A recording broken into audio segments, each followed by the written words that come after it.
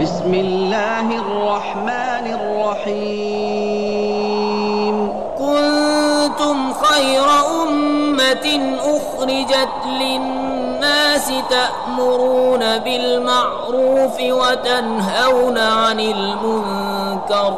تم بہتر ہو ان سب امتوں میں جو لوگوں میں ظاہر ہوئیں، بھلائی کا حکم دیتے ہو اور برائی سے منع کرتے ہو. اعوذ باللہ من الشیطان الرجیم. بسم اللہ الرحمن الرحیم.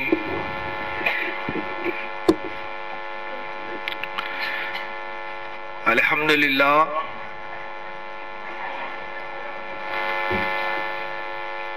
الحمدللہ الذی فضل علی سیدنا و مولانا محمد صلی اللہ علیہ وسلم علی العالمین جميعا.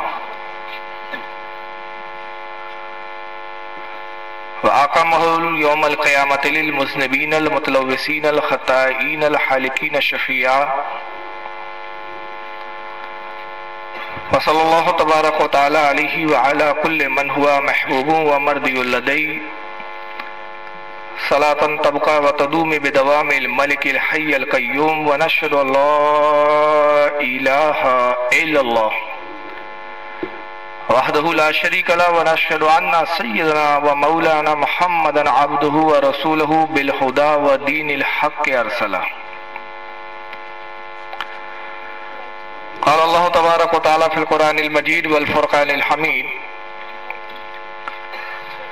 يوم ندعو كل أناس بإمامهم. صدق الله العظيم. صدق صادق المصدوق عليه الصلاة والتسليم. إن الله وملائكته يصلون على النبي يا أيها الذين آمنوا صلوا عليه وسلموا تسليما. اللهم صل على سيدنا مولانا جد الحسن والحسين وعلى آله وأصحابه وأهل بيته وذرياته وبارك وسلم. صلاة والسلام عليك يا رسول الله صلى الله تعالى عليه وسلم. آپ کے شہر سیونی میں یہ تیسری مرتبہ حاضری ہے میری. ماشاءاللہ جب بھی میں یہاں آتا ہوں آپ ایک بہت بڑی تعداد میں یہاں مجھے سننے کے لیے تشریف لاتے ہیں. میں آپ کا بہت ممنون و مشکور ہوں، اور ساتھ ہی یہاں کے نوجوانوں کا کہ انہوں نے پھر ایک بار مجھے موقع فراہم کیا کہ میں آپ سے کچھ گفتگو کر سکوں. پروردگار عالم نے انسانوں کی ہدایت کے لیے انبیاء اکرام کو دنیا میں مبعوث فرمایا. جب جب انسانوں میں غلط روشیں آئی، غلط خیالات پیدا ہوئے، لوگ اور قومیں اللہ وحدہ لا شریک کو چھوڑ کر غیروں کی پرستش کرنے لگی، غیروں کے سامنے سجدہ ریز ہونے لگی، تو رب کائنات نے قوموں کی ہدایت کے لیے انبیاء کرام کو مبعوث فرمایا.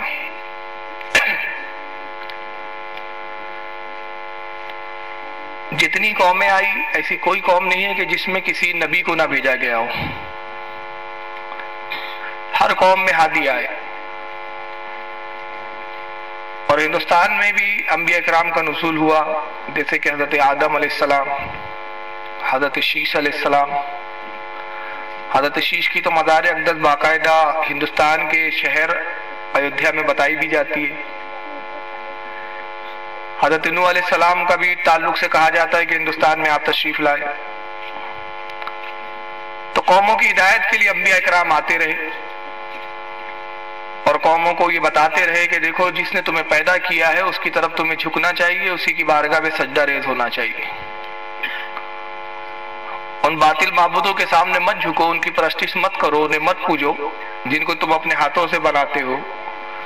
پتھروں کو تراش کے تم اپنا معبود تراش لیتے ہو، مٹی کو گیلا کر کے ایک شکل ڈھال دیتے ہو اپنے اعتبار سے، اور پھر سکھا کر اس کو ایک معبود تسلیم کر لیتے ہو. یہ معبود نہیں ہو سکتے اس لیے کہ یہ تمہارے محتاج ہے، تم انہیں بناتے ہو، تم انہیں سنوارتے ہو. پھر ان کی بے بسی کا یہ عالم ہے کہ اگر ان کی ناک پر مکھی بیٹھ جائے تو یہ مکھی بھی نہیں ہٹا سکتے.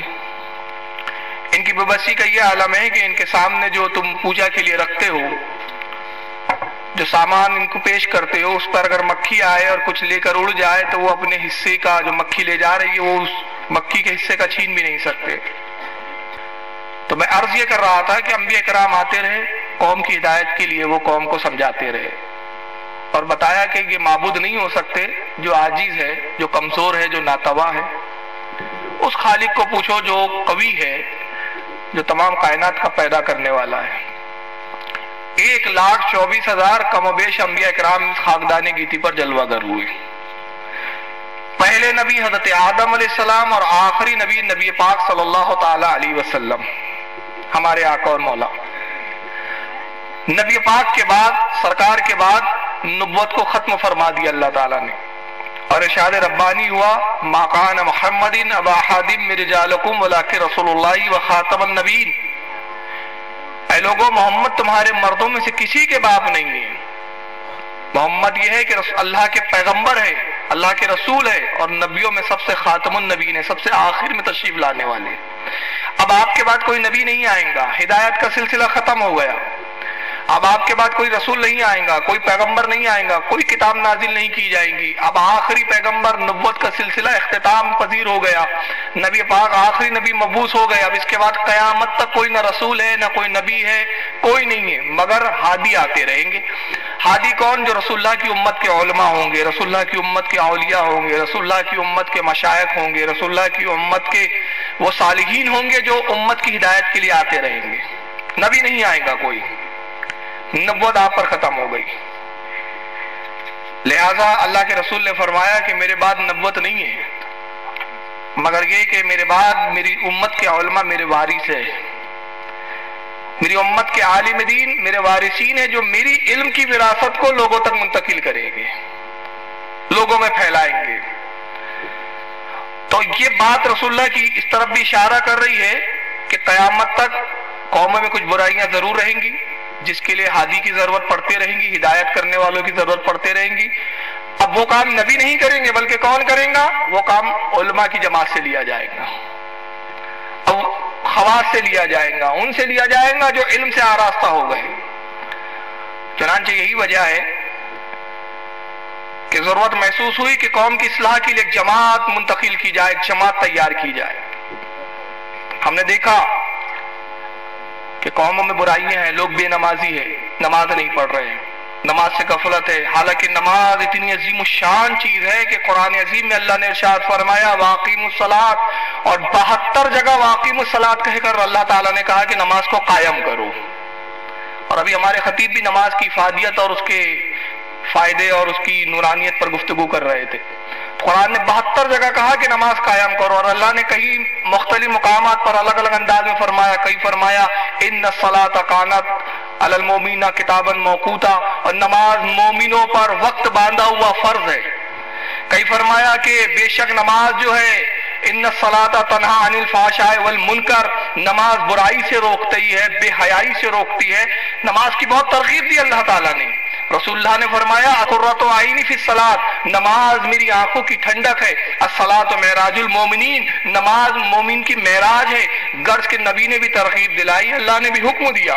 مگر ہوا کیا؟ ہم نے دیکھا کہ قوم بزرگوں کی محبت کے دعوے دار ضرور ہے، نبی کی محبت کی دعوے دار ضرور ہے، اللہ سے محبت کا دعویٰ ضرور کرتی ہے، مگر نماز سے غافل ہے، نماز نہیں پڑھ رہی ہے.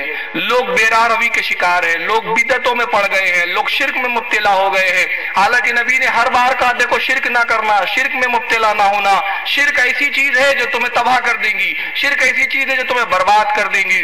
اللہ جس گناہ کو چاہیں گا معاف کر دیں گا، مگر شرک کو معاف نہ کریں گا. مگر ہم نے دیکھا کہ لوگ قبروں پہ جا کے سجدہ کر رہے ہیں، شرک کر رہے ہیں. لوگ نیاز اور عرس کے نام پر شرک میں مبتلا ہو گئے ہیں. بہت سنجیدگی سے سنیں آپ. لوگ بدعتوں کو کر رہے ہیں، وہ کام کر رہے ہیں جو نبی نے کہا نہیں تھا، نبی نے منع کیا. جن کاموں سے منع کیا امت وہی کاموں میں مبتلا ہو گئی. اب ہوا یہ کہ اس قوم کی ہدایت کون کرے، اس قوم کو کون سمجھائے، اس قوم کو کون راہ پر لائے. تو ضرورت ہوئی کہ ایک جماعت تشکیل دی جائے، ایک ایسی قوم، ایک ایسی سوسائٹی ترتیب دی جائے، ایک ایسی قوم پیدا کی جائے، ایک ایسی تحریک شروع کی جائے، ایک ایسی جماعت جو کو تشکیل دیا جائے کہ جو لوگوں کو نماز کی طرف بلائے، کلمے کی طرف بلائے. لہٰذا ہوا یہ کہ جب قوم کی بے روی کو کچھ لوگوں نے دیکھا تو ان کے دل بڑے کوڑنے لگے، بڑے تکلیف ہوئی ان کے دل کو کہ قوم گمراہیت کی طرف کیوں جا رہی ہے، قوم کی ہدایت کا کیا ذریعہ ہے۔ تو انہوں نے کہا چلو ایک جماعت تیار کرتے ہیں، اور اس جماعت کا مقصد یہ ہوگا کہ قوم کو ہدایت کی طرف لائے، دین کی طرف لائے، انبیاء کی تعلیمات کی طرف لائے۔ چنانچہ یہ ہوا کہ مولوی محمد الیاس کاندھلوی صاحب ایک عالم دین گزرے جو دلی کے رہنے والے تھے، مولانا اشرف علی تھانوی کے رشتے میں بھی ہوتے تھے، دارالعلوم دیوبند سے پڑھا بھی تھا انہوں نے۔ ان کا دل بڑا کوڑنے لگا قوم کی اس حالت کو دیکھ کر، قوم کی اس حال کو دیکھ کر وہ تڑپ گئے، بے چین ہو گئے، اور پھر انہوں نے کہا کہ میں ایک تبلیغی جماعت بناؤں گا۔ انہوں نے ایک جماعت قائم کی جس کا نام انہوں نے رکھا تبلیغی جماعت۔ دلی کی نئی بستی، نظام الدین نئی بستی میں اس جماعت کی انہوں نے بنیاد رکھی،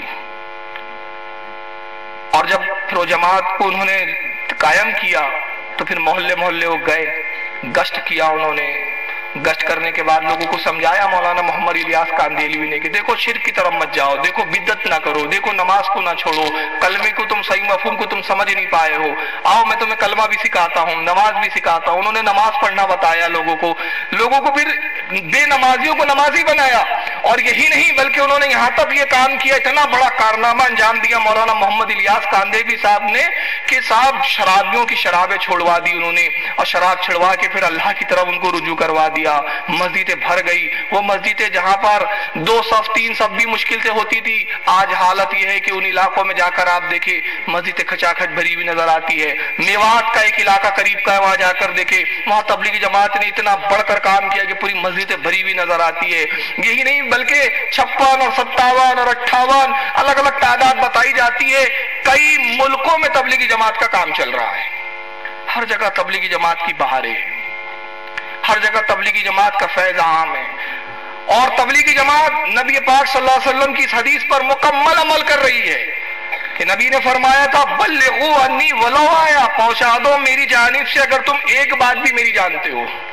تو سنتوں کو عام کیا جا رہا ہے۔ وہ لوگ جو پینٹ شرٹ پہننے کے عادی ہوتے تھے، وہاں تبلیغی جماعت گئی، انہوں نے ان کو سمجھایا بھائی یہ اسلامی لباس نہیں ہے، یہ رسول اللہ کا پسندیدہ لباس نہیں ہے۔ لوگوں کے سمجھ میں آیا، لوگوں نے ماشاءاللہ داڑیاں رکھنی شروع کر دی، لوگوں نے ماشاءاللہ مسواک بھی رکھنا شروع کر دیا، لوگوں نے کرتا پاجامہ اپنے جسم پر زیب تن کر لیا۔ وہ لوگ جو کل تک انگریزی کلچر کے دل دادا تھے، انگریزی فیشن کے چہیتے تھے، انگریزی فیشن کو پسند کرنے والے تھے، مگر اس تبلیغی جماعت کا کام اتنا عروج پر آیا، اس جماعت سے اتنا فائدہ قوم کو پہنچا کہ جہاں یہ جماعت گئی وہاں کی کایا پلٹ گئی، لوگ نمازی ہو گئے، سنتوں کے پابند ہو گئے۔ یہ وہ دعویٰ ہے جو تبلیغی جماعت کے لوگ کرتے ہیں۔ یہ جو میں نے ساری گفتگو سنائی، یہ تبلیغی جماعت کے افراد آپ کو یہی سب گفتگو سناتے ہوئے نظر آئیں گے۔ یہی بولتے ہیں یا نہیں؟ بولتے ہیں نا؟ کیا خیال ہے آپ کا؟ بولیے، بولتے ہیں نا؟ یہی بولتے ہیں۔ نوجوانوں کو ہم نے پلٹا دیا ہے، نوجوانوں کو ہم نے سوار دیا ہے۔ تو تبلیغی جماعت کا یہ مقصد تبلیغی جماعت کے لوگ بیان کرتے ہیں۔ اب آئیے ذرا میں آپ کو انہی کی کتابوں کے حوالے سے، اب یہ دعویٰ ہے تبلیغی جماعت کا، اور اس دعوے کو ہم نے بہت بار سنا۔ ہر جماعت آج تک روئے زمین پر ایسی کوئی جماعت ہی نہیں آئی جس نے کہا ہو کہ میں باطل ہوں۔ ہر جماعت بولتی میں صحیح ہوں، میں حق پر ہوں۔ تو پتہ کیسے لگا ہے کہ یہ جو جماعت آئی ہے یہ بھی ایک جماعت ہے؟ ایک جماعت ہے وہ بولتی ہم صحیح ہے، یہ بولتے ہم صحیح ہے، تیسری جماعت بولتی ہم صحیح ہے، سب بولتے ہم صحیح ہم صحیح ہم صحیح۔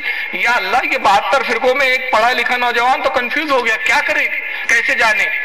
تو سمجھ میں آیا کہ جاننے کا ایک ہی ذریعہ ہے، جب بھی کوئی شخص کوئی جماعت بناتا ہے، جماعت کی بنیاد رکھتا ہے، تو وہ بنیاد رکھتے وقت یہ مقصد بھی بتاتا ہے کہ میری جماعت کا مقصد کیا ہے۔ یہ سب جماعتیں ہیں، یہ سب تحریکیں ہیں، جب ان کے جو بانیین ہیں، جو ان کے بانی ہیں، فاؤنڈر ہیں، جب انہوں نے تحریک کی بنیاد رکھی تو ایک مقصد بنایا کہ مقصد ہمارا یہ ہے کہ ہم یہ کام کریں گے، یہ کام نہیں کریں گے۔ یہی ہوتا ہے کہ نہیں ہوتا ہے؟ میں غلط کہہ رہا ہوں؟ غلط کہہ رہا ہوں تو آپ بالکل ٹوک دے کہ آپ غلط کہہ رہے ہیں، ایسا نہیں ہوتا۔ تو ظاہر سی بات ہے جب اتنی بڑی ایک کمیٹی اور تنظیم بنائی گئی تبلیغی جماعت، تو بالکل یہ ہوا ہوگا کہ مولانا الیاس صاحب نے ایک بیلنس بھی تیار کیا ہوگا کہ جماعت کام کیسے کریں گی، اس کا مقصد کیا ہوگا اور کس مقصدوں پہ کام کریں گی۔ تو ایسا ہوا ہوگا نا، چنانچہ ایسا ہوا۔ اور انہوں نے پھر اپنا مقصد بیان کیا. میں انہی کے مکتب سے چھپی ہوئی، انہی کی جماعت سے چھپی ہوئی، انہی کی جماعت کے ایک معتبر عالم جن کا نام مولانا سید ابو الحسن علی ندوی ہے، جن کو ندوی میاں کہتے تھے. اور یہ ندوی میاں جو ہے یہ دارالعلوم ندوۃ العلماء جو لکھنؤ کا بہت بڑا ادارہ ہے، اس کے یہاں کے یہ مین چیف تھے اس وقت. مولانا الیاس صاحب کے خاصم خاصوں میں تھے. تو مولانا الیاس صاحب جنہوں نے تبلیغی جماعت کی بنیاد رکھی دلی نئی نظام الدین بستی میں، انہوں نے ان کے حالات کو اس کتاب میں لکھا. اس کتاب کا نام ہے حضرت مولانا محمد الیاس اور ان کی دینی دعوت.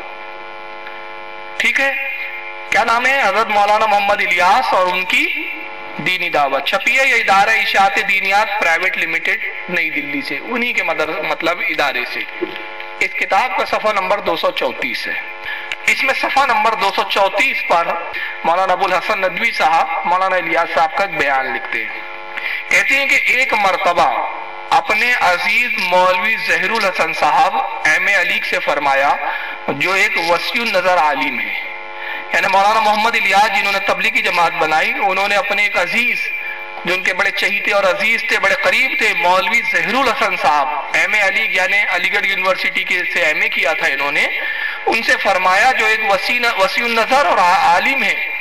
کہتے ہیں کہ ظہیر الحسن میرا مدعا کوئی پاتا نہیں. مدعا کہتے ہیں مقصد کو. مولانا الیاس کہتے ہیں کہ ظہیر الحسن میرا مقصد کوئی سمجھتا نہیں ہے. لوگ سمجھتے ہیں کہ یہ تحریک صلاۃ ہے، لوگ یہ سمجھتے ہیں کہ یہ تحریک صلاۃ ہے، یہ نماز کی طرف بلانے والی تحریک ہے، یہ لوگوں کو نمازی بنانے والی تحریک ہے، یہ نماز کی دعوت دینے والی تحریک ہے. کہتے ہیں میں قسم سے کہتا ہوں یہ ہرگز تحریک صلاۃ نہیں. ایک روز بڑی حسرت سے فرمایا کہ میاں ظہیر الحسن ایک نئی قوم پیدا کرنی ہے. کیا مقصد بتا رہے ہیں وہ اپنی جماعت کا؟ ایک نئی قوم پیدا کرنی ہے. لوگ تو یہ سمجھتے کہ لوگوں کا خیال ہے، وہ دیکھتے کہ ہم نماز کی دعوت دے رہے ہیں بار بار، تو وہ سمجھتے کہ صاحب یہ تحریک جو ہے نمازی بنانے کی ہے، اس کا کسی مولوی سے کوئی تعلق نہیں، کوئی اختلاف سے تعلق نہیں. یہ تو بیچارے اختلاف سے دور ہے یہ لوگ. ان کا مقصد صرف نوجوانوں کو نمازی بنانا اور پرہیزگار بنانا اور سنتوں کا عامل بنانا، یہ لوگ سمجھتے ہیں. لیکن کہتے ہیں کہ ظہیر الحسن میرا مدعا، میرا اصل مقصد کوئی سمجھتا نہیں ہے. اصل مقصد کیا ہے؟ ایک نئی قوم پیدا کرنی ہے. ایک نئی قوم کا مطلب کیا ہوا؟ ایک نیا فرقہ وجود دینا. اور پھر اس فرقے کے، اس نئی قوم کے خیالات کیا ہوں گی، تعلیمات کیا ہوں گی، اس کے لیے انہی کی ملفوظات کا میں حوالہ دے رہا ہوں. یہاں کتابیں موجود ہیں، ہمارے مولانا صاحب بھی اعلان کر چکے، میں بھی ایک بار اعلان کر دیتا ہوں. ایک بھی اگر کوئی حوالہ غلط ثابت کر دے اور کہے کہ ہماری مذہب کتابیں نہیں ہیں، ہماری کتب خانوں سے نہیں چھپی، یہ ہمارے فرقے کی کتابیں نہیں، یہ ہماری جماعت کی کتابیں نہیں، یہ ہمارے مولانا کی کتابیں نہیں، میں اس کی زندگی بھر غلامی کرنے کے لیے تیار ہوں. سن رہے ہیں؟ وہ جو سزا دینا چاہے وہ سزا مجھے منظور ہوگی. یہ دوسری کتاب مولانا الیاس صاحب کی ملفوظات حضرت مولانا محمد الیاس. ان کے ایک خاص چہیتے شاگرد و مرید حضرت مولانا محمد منظور نعمانی صاحب نے اس کو ترتیب دیا. ملفوظات کیا کہتے ہیں؟ ملفوظات یہ ہوتی ہے کہ کسی عالم کی بارگاہ میں جو مریدین بیٹھتے ہیں، کسی بزرگ کی بارگاہ میں، تو وہ عالم و بزرگ جو بھی بات مجلس میں کہتا ہے، ان کے چاہنے والے مریدین اس کو لکھ لیتے ہیں اور پھر اس کو لکھ کر کتابی شکل میں چھاپ دیتے ہیں. فلاں تاریخ کو فلاں مجلس میں یہ حضرت نے کہا، یہ حضرت کا قول ہے، یہ حضرت کا بیان ہے، اس کو کہتے ہیں ملفوظ. اور بہت ساری باتیں جمع ہو جائے تو ہو جاتی ہے ملفوظات. یہ ہے ملفوظات مولانا الیاس صاحب. یعنی اس میں مولانا الیاس صاحب نے جو کچھ مجلسوں میں بیان کیا، اپنے جو کچھ اپنے مریدوں سے بات کی، وہ سب انہوں نے لکھ دیا ہے. یہ بھی اسی جماعت کے، تبلیغی جماعت کے. اس کتاب کا صفحہ نمبر 58 ہے اور اس کا ملفوظ نمبر 56 ہے. چنانچہ مولانا محمد منظور نعمانی صاحب کہتے ہیں کہ ایک بار فرمایا. کس نے فرمایا؟ مولانا محمد الیاس صاحب نے فرمایا. کہتے ہیں کہ ایک بار فرمایا حضرت مولانا تھانوی رحمت اللہ علیہ نے بہت بڑا کام کیا ہے. مولانا اشرف علی تھانوی جو دارالعلوم دیوبند کے ایک فارغ تھے، دارالعلوم دیوبند مدرسے کے ایک عالم تھے، ان کی تعریف میں کہتے ہیں کہ مولانا تھانوی رحمت اللہ علیہ نے بہت بڑا کام کیا ہے. بس میرا دل یہ چاہتا ہے کہ کہ تعلیم تو ان کی ہو اور طریقہ تبلیغ میرا ہو کہ اس طرح ان کی تعلیم عام ہو جائے گی۔ باتیں سمجھ میں آ رہی ہے نا؟ بہت آسان اردو ہے، زیادہ ہارڈ اردو نہیں ہے۔ مولانا محمد الیاس صاحب فرماتے ہیں کہ مولانا اشرف علی تھانوی صاحب نے بہت بڑا کام کیا۔ میرا دل یہ چاہتا ہے کہ تعلیم ان کی ہو، جو انہوں نے تعلیم کتابوں میں بیان کر دی، جو تعلیم اپنے لوگوں میں بیان کر دی، تعلیم وہ ہو، طریقہ میرا ہو، میں اپنے طریقے سے تعلیمات مولانا اشرف علی تھانوی کو لوگوں میں عام کرنا چاہتا ہوں۔ تو تبلیغی جماعت کا مقصد کیا ہوا؟ دو مقصد اس کتاب سے پتہ چلے، انہی کی گھر کی کتابوں سے۔ پہلا کہ ایک نئی قوم پیدا کرنی ہے، دوسرا مقصد کہ مولانا اشرف علی تھانوی کی تعلیم کو عام کرنا ہے۔ آئیے اس کے لیے ہم مولانا تھانوی کی کتابوں کی طرف رجوع کرتے ہیں۔ بھائی ہم دیکھنا چاہتے ہیں کہ مولانا اشرف علی تھانوی صاحب کی جو تعلیمات ہے کیا وہ اسلامی کی تعلیمات ہے؟ اگر اسلام کی تعلیم ہے تو بالکل تبلیغی جماعت پھر حق بجانب ہے کہ وہ اس تعلیم کو خوب سے خوب عام کرے، ہم خود پھر اس کا ساتھ دینے کے لیے تیار ہیں، مگر شرط ہماری یہ ہے کہ وہ ہمارے ساتھ بیٹھ جائیں اور بیٹھ کے سنجیدہ ماحول میں، اس کے لیے عوام میں بیٹھنے کی ضرورت نہیں۔ میں ایک بہت اچھی بات آپ سے کہنا چاہتا ہوں، لوگ کہتے ہیں کہ جب بیٹھو تو جھگڑا ہو جاتا ہے، میں کہتا ہوں اب جھگڑے کی بھی صورت نہیں، ماڈرن ٹیکنالوجی نے ان بیٹھکوں کو بہت آسان کر دیا ہے، بہت آسان کر دیا ہے۔ ماڈرن ٹیکنالوجی کا فائدہ اٹھائیے۔ اب فائدہ کیسے اٹھانا ہے میں بتاؤں؟ کوئی ضرورت نہیں ہے کہ آپ مجمع میں بیٹھے اور جھگڑا ہو، آپ کا بھی مجمع اور ہمارا بھی مجمع اور پھر بات گالی گلوچ تک آئے۔ آپ اپنا ایک عالم دین لے آئیے، ادھر سے یہ فقیر حاضر ہو جائے گا، ایک کمرے میں بیٹھ جائیے، ایک کمرے میں آپ بھی کتابیں رکھ دیجئے، ہم بھی کتابیں لے کر آتے ہیں آپ کی، آپ بھی لے کر آئیے، ہمارے الزامات ہوں گے، آپ صفائی دے دیجئے کہ نہیں ایسا معاملہ نہیں ہے، اور یہ ساری گفتگو ویڈیو کے اندر ریکارڈ کر دی جائے اور پھر اس کیسٹ کو لوگوں میں عام کر دیا جائے، لوگ خود فیصلہ کر لیں گے کون صحیح تھا کون غلط تھا۔ کوئی جھگڑا نہیں اس میں، یہ سب سے آسان میں ترتیب بتا رہا ہوں۔ اگر وہ اس کے لیے تیار ہے تو میں سیونی آنے کے لیے، جب بولے میں آنے کے لیے تیار ہوں۔ تو میں کہنا یہ چاہ رہا ہوں، یہ آفر دے رہا ہوں کہ اگر مولانا اشرف علی تھانوی صاحب کی تعلیمات، تبلیغی جماعت کے فاؤنڈر بانی کہتے ہیں کہ میرا مقصد مولانا اشرف علی تھانوی صاحب کی تعلیم کو عام کرنا ہے، تو میں کہہ رہا ہوں کہ اگر مولانا اشرف علی تھانوی صاحب کی جو تعلیمات ہے، جو انہوں نے کتابوں میں لکھ دیا ہے، جو کتابیں آپ لوگوں نے چھاپی ہے، اگر وہ اسلام کی تعلیم ہے، اگر وہ رسول اللہ کی تعلیم ہے، اگر وہ صحابہ کی تعلیم ہے، اگر وہ تابعی کی تعلیم ہے، اگر وہ ائمہ کی تعلیم ہے، اگر وہ بزرگان دین کی تعلیم ہے، تو وہ تعلیم ہمارے سر آنکھوں پر، اور اگر وہ اسلام سے ٹکراتی ہے، رسول اللہ کے نظریے اور عقیدے کے خلاف ہے، صحابہ کے نظریے کے خلاف ہے، تو وہ تعلیم پھر ہرگز قابل قبول نہیں، وہ اس لائق ہے کہ ان تعلیمات کو ٹھوکر مار دی جائے۔ یہاں تک آپ میرے سے متفق ہے؟ متفق ہے یا نہیں؟ اگر مولانا اشرف علی تھانوی کی تعلیم اسلام کے مطابق ہے تو ہم قبول کرنے کے لیے تیار ہیں۔ تو آئیے مولانا تھانوی کی کتابوں کی طرف ہم رجوع کرتے ہیں۔ اب میں نے مولانا تھانوی کی کتابوں کو بہت پڑھا کہ بھائی دیکھیں ان کی کتابوں میں تعلیمات اسلام ہے کہ کچھ اور ہے، تو اب جو کچھ مجھے ملا انہی کی کتابوں کے حوالے سے آپ کے سامنے پیش کر رہا ہوں، فیصلہ آپ کو کرنا ہے۔ آئیے مولانا اشرف علی تھانوی کی کتاب ہے، بہت چھوٹی سی ہے مگر بہت بڑا بوال کیا اس کتاب نے، ہے تو چھوٹی سی کتابچہ ہے، چھوٹا سا، کل 32 پیج کا کتابچہ ہے یہ، مگر یہ آج بھی چھپ رہا ہے۔ آپ کو اس کی شکل و صورت دیکھ کر یہ احساس ہو گیا ہوں کہ بالکل نیا پرنٹڈ آیا ہے۔ میرے پاس 4 سے 5 ایڈیشن ہے اس کے۔ اس کتاب کا نام ہے حفظ الایمان۔ کتاب کا نام کیا ہے؟ حفظ الایمان۔ اس کا مطلب ہوتا ہے ایمان کی حفاظت کرنے والی کتاب، ایمان کا تحفظ کرنے والی کتاب۔ صفحہ نمبر 15 ہے۔ مولانا اشرف علی تھانوی پوچھتے ہیں، اس میں ایک سوال پوچھا ہے کسی نے کہ تھانوی صاحب سے پوچھتا ہے مولانا اشرف علی تھانوی سے کہ حضرت یہ بتائیے، ایک شخص ہے وہ دعویٰ کرتا ہے کہ علم میں غیب 2 قسم کا ہوتا ہے، ایک غیب جو کل ہے وہ اللہ کی ذات کو ہے، تمام چیزوں کا علم ہونا یہ اللہ کے لیے ہے، اور کچھ باتوں کا علم ہونا، بعض باتوں کا علم ہونا یہ رسول اللہ کے لیے ہے، ایسا عقیدہ صحیح ہے یا غلط؟ تو تھانوی صاحب اس کا جواب دیتے ہیں۔ ان کی عبارت پڑھنے سے پہلے میں اہل سنت کا عقیدہ بتا دوں۔ ہمارا عقیدہ رسول اللہ کے علم غیب کے بارے میں یہ ہے کہ رسول اللہ کا علم غیب اللہ کے مقابلے میں بعض ہے، کچھ ہے، کل نہیں ہے۔ کل علم غیب کس کے پاس ہے؟ رب کائنات کی ذات، رب جانتا ہے سب باتیں۔ اپنے محبوب کو جتنا چاہا اتنا بتا دیا، اور کتنا بتایا؟ علماء فرماتے ما کانا وما یکون، جو کچھ ہو چکا اور جو کچھ ہونے والا ہے سب بتا دیا ہے، مگر اللہ کے علم کے مقابلے میں بعض ہے، تھوڑا ہے، پورا نہیں ہے، پورا مکمل کل علم جو ہے وہ اللہ کو ہے۔ تو بعض علم کے ہی بارے میں پوچھ رہا ہے سائل، لیکن مولانا اشرف علی تھانوی کیا لکھتے صفحہ 15 پر سنیے. کہتے ہیں کہ آپ کی یعنی رسول اللہ کی ذات مقدس پر علم غیب کا حکم کیا جانا اگر بقول زید صحیح ہو تو دریافت طلب یہ امر ہے کہ اس غیب سے مراد بعض غیب ہے یا کل غیب. اگر بعض علوم غیبیہ مراد ہے تو اس میں حضور صلی اللہ علیہ وسلم کی کیا تخصیص ہے؟ ایسا علم غیب تو زید و عمر بلکہ ہر صبی و مجنون بلکہ جمیع حیوانات و باہیم کے لیے بھی حاصل ہے. معاذ اللہ.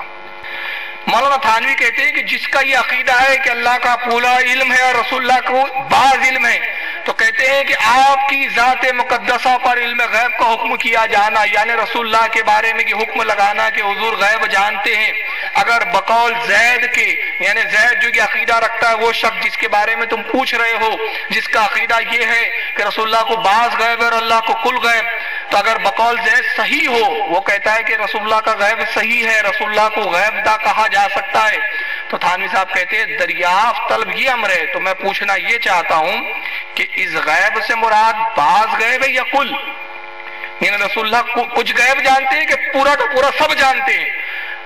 پھر کہتے ہیں کہ اگر بعض علوم غیب ہے اگر کچھ علم غیب ہے مراد ہے تو اس میں حضور صلی اللہ علیہ وسلم کی کیا تخصیص اس میں حضور کی کیا خاصیت حضور کی کیا خصوصیات؟ ایسا علم غیب جیسا رسول کو علم غیب ہے جیسا رسول کا علم ہے ایسا ہی علم زید جو پوچھ رہا ہے اس کو خود ہے عمر کسی اور شخص کو بھی ہے ہر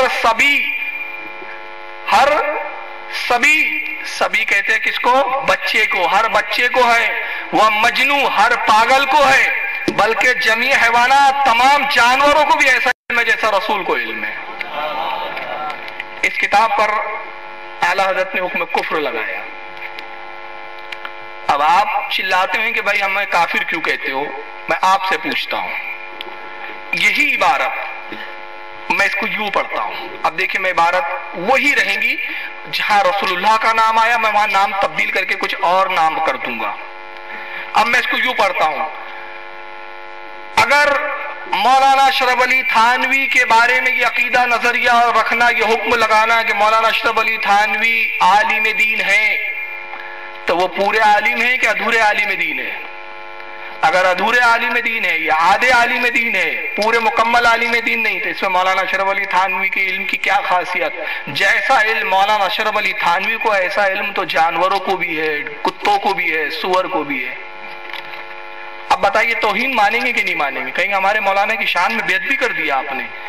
میں کہتا ہوں تعجب ہے یار آپ کے مولانا کے علم کی تشبیہ آپ کے مولانا کے علم کی مثال میں نے جانوروں کے علم سے دے دی تو آپ کہتے توہین ہو گئی.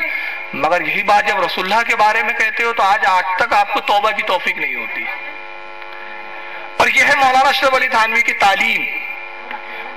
اور مولانا الیاس صاحب کا کہنا ہے کہ مجھے مولانا اشرف علی تھانوی کی تعلیم کو عام کرنا ہے تبلیغی جماعت بنانے کا میرا مقصد یہی ہے. یہ کہتے ہیں رسول کا علم تو ایسا ہے جیسے جانور اور پاگلوں کا مگر اللہ نے اپنے محبوب کو کیسا علم دیا. میں 3 آیتیں پڑھ رہا ہوں. اللہ فرماتا ہے وما ہوا علی الغیب بدنین ہمارا یہ رسول غیب بتانے میں کنجوس نہیں ہے بخیل نہیں ہے. ہم جو بھی اس پر غیب نازل کرتے ہیں یہ اپنی امت کو بتا دیتا ہے کنجوسی نہیں کرتا. ہم نے اپنے محبوب کو غیب دیا اور یہ کہتے ہیں جانوروں کی طرح علم ہے اس سے زیادہ نہیں ہے جتنا جانور کو اتنا رسول کو معاذ اللہ. دوسری جگہ اللہ فرماتا ہے الرحمن وہی رحمان ہے علم القرآن جس نے قرآن نازل کیا خلق الانسان انسانیت کی جان محمد کو پیدا کیا علمہ البیان اور اپنے محبوب کو بیان کرنا سکھایا علم سے بات کرنا سکھایا. اللہ فرما رہا ہے میں نے محبوب کو میں نے سکھایا. تھانوی صاحب کہہ رہے جو کچھ اللہ نے رسول کو سکھایا ایسا تو جانوروں کو بھی ہے. کس کی توہین ہو رہی ہے یہ؟ اب بات توہین کی بڑھ کر اللہ تک پہنچ گئی کہ دینے والا رب کائنات اور جو اپنے محبوب کو جو دیا تو کیا جانوروں کے برابر دیا ہوں گا کہ اس سے افضل و اعلیٰ دیا ہوں گا؟ جانوروں کے برابر اگر دے دیا تو نبی کی خصوصیات کہاں رہی؟ اور تیسری آیت کریمہ پارہ نمبر 5 سورہ نساء آیت 113 میں اللہ ارشاد فرماتا ہے وَأَنزَلَ اللَّهُ عَلَيْكَ الْكِتَابَ وَالْحِكْمَةَ وَعَلَّمَكَ مَا لَمْ تَكُنْ تَعْلَمْ. اللہ فرماتا ہے اور اللہ وہ ہے جس نے اپنے محبوب پر کتاب نازل کی قرآن کریم نازل کیا والحکمہ اور اپنے محبوب کو حکمت کی بات سکھائی، حکمت کا کلام سکھایا، وَعَلَّمَكَ مَا لَمْ تَكُنْ تَعْلَمْ، اور اپنے رسول کو وہ سب بتا دیا جو وہ نہیں جانتا تھا، جو نہیں جانتا تھا سب بتا دیا۔ تو اللہ کہہ رہا ہے کہ جو میرا رسول نہیں جانتا تھا وہ سب میں نے عطا کر دیا، سب بتا دیا۔ تو جو کچھ بتایا وہ کیا جانوروں کے برابر بتایا ہوگا؟ تو یہ یقیناً یہ عبارت، یہ کتاب اور اس میں جو بات لکھی گئی ہے یہ رسول اللہ کی توہین ہے، اور رسول اللہ کی توہین جو ہے وہ کیا ہے؟ کفر ہے۔ اس اعتبار سے ہم کہتے ہیں کہ نماز پر ہمارا آپ سے کوئی اختلاف نہیں ہے، نماز کی دعوت میں ہم تمہارے ساتھ ہیں، داڑھی رکھنے کی دعوت میں ہم تمہارے ساتھ ہیں، سنتوں کی پابندی کے لیے ہم تمہارے ساتھ ہیں، مگر نماز بعد میں ہے، سنت بعد میں ہے، داڑھی رکھنا بعد میں ہے، اعمال بعد میں ہے، پہلے ایمان ہے۔ ایمان درست ہے تو سب درست ہے، مگر یہاں تو کھوٹ ایمان میں ہی ہے، تعلیمات میں ہی کھوٹ ہے، اور پھر خود ان کے نزدیک ایمان کی کیا حیثیت ہے؟ آئیے مولانا اشرف علی کی زبانی سنتے ہیں۔ میں ان کی ایک بڑی مشہور کتاب آپ کو یہاں سنا رہا ہوں، اس کا نام ہے الافادات الیومیہ۔ پورا نام کیا ہے؟ پورا نام ہے اس کا الافادات الیومیہ من الافادات القومیہ۔ 5 جلدوں میں مولانا اشرف علی تھانوی کی ملفوظات لکھی گئی، چھپی مکتبہ دانش دیوبند یو پی سے ہے۔ اس کتاب کی جلد نمبر 2 صفحہ نمبر اس کا 526، قسط نمبر 5 اور ملفوظ نمبر 940۔ مولانا اشرف علی تھانوی خود کیا لکھتے ہیں؟ کہتے ہیں مولوی غوث علی شاہ صاحب بڑے حکیم اور ظریف تھے۔ مولوی غوث علی شاہ صاحب مولانا اشرف علی تھانوی کے بزرگوں میں آتے ہیں، مولانا اشرف علی تھانوی کے بزرگوں میں ہیں، اکابر میں ہیں، اور دیوبند کے ایک بہت بڑے عالموں میں ہیں۔ مولانا اشرف علی تھانوی خود ان کی تعظیم کرتے تھے، لہٰذا ان کے تعلق سے ایک بات لکھتے ہیں، کہتے ہیں کہ مولوی غوث علی شاہ صاحب بڑے حکیم اور ظریف تھے، ان کے سامنے دوسرے کو دعا دی کہ ایمان کی سلامتی اور عاقبت بخیر ہو۔ مولانا تھانوی کہتے ہیں کہ مولانا غوث علی صاحب جو ہمارے دیوبند کے ایک بزرگ ہیں، ان کے سامنے میں نے ایک شخص کو دعا دے دی، اور دعا یہ دی کہ تمہارا ایمان سلامت رہے اور تمہاری عاقبت کہتے ہیں آخرت کو، حشر کو، تمہارا عاقبت، تمہارا حشر کا دن بہتر ہو جائے، تم کامیاب ہو جاؤ۔ تو کہتے ہیں کہ مولوی صاحب نے پوچھا، یعنی مولوی غوث علی صاحب نے پوچھا، بھائی اس کی حقیقت بھی معلوم ہے، ایمان کی حقیقت معلوم ہے کہ آپ نے دعا کی کہ ایمان سلامت رہے، عاقبت کی حقیقت معلوم ہے کہ دعا کر دی عاقبت سلامت رہے؟ اس نے عرض کیا آپ ہی فرمائیے۔ تھانوی صاحب کہتے ہیں کہ اس شخص نے کہا آپ ہی بتائیے ایمان کی حقیقت کیا ہے، عاقبت آخرت کی حقیقت کیا ہے؟ اس پر فرمایا غوث علی صاحب نے، ایمان کی سلامتی تو یہ ہے کہ پیٹ بھر کر روٹی مل جائے، اور عاقبت بخیر یہ ہے کہ کھل کر پاخانہ ہو جایا کرے، بس یہی بڑی نعمت ہے۔ ایمان کی تعریف کیا ہے ان کے نزدیک؟ یہ مولانا اشرف علی صاحب کی تعلیمات ہے۔ ہمارے نزدیک تو ایمان وہ ہے کہ جان چلے جائے مگر ایمان نہ جانے پائے، یہ ایمان کی تعریف ہے۔ اور ایمان کیا ہے ہمارے نزدیک؟ اللہ کے رسول نے بتایا ایمان کسے کہتے ہیں، بخاری شریف کتاب الایمان جلد اول کی حدیث، اللہ کے نبی نے ارشاد فرمایا لا یؤمن احدکم حتی اکون احب الیہ من والدہ وولدہ والناس اجمعین، تم میں اس وقت تک کوئی مومن نہیں ہو سکتا جب تک وہ مجھ سے اتنی محبت نہ کرے جتنی اپنے ماں باپ سے محبت نہ کرتا ہو، اپنی اولاد سے محبت نہ کرتا ہو، دنیا کے تمام رشتہ دار اور احباب سے زیادہ مجھ سے جب تک محبت نہ کرے وہ مومن ہرگز نہیں ہو سکتا۔ ہمارے نزدیک تو مومن ہونے کی شرط یہ ہے کہ نبی سے اپنی اولاد سے زیادہ محبت، اپنے بیوی سے زیادہ محبت، اپنے بچوں سے زیادہ محبت۔ حضرت عمر رضی اللہ تعالیٰ عنہ آتے، رسول اللہ نے فرمایا عمر کتنی محبت کرتے ہو مجھ سے؟ عرض کیا رسول اللہ اپنا مال سب آپ پہ قربان کر سکتا ہوں، اپنا گھر قربان کر سکتا ہوں، اپنا مال قربان کر سکتا ہوں۔ نبی نے مسکرایا فرمایا عمر ایمان کامل نہیں ہوا ہے، ایمان مکمل نہیں ہے۔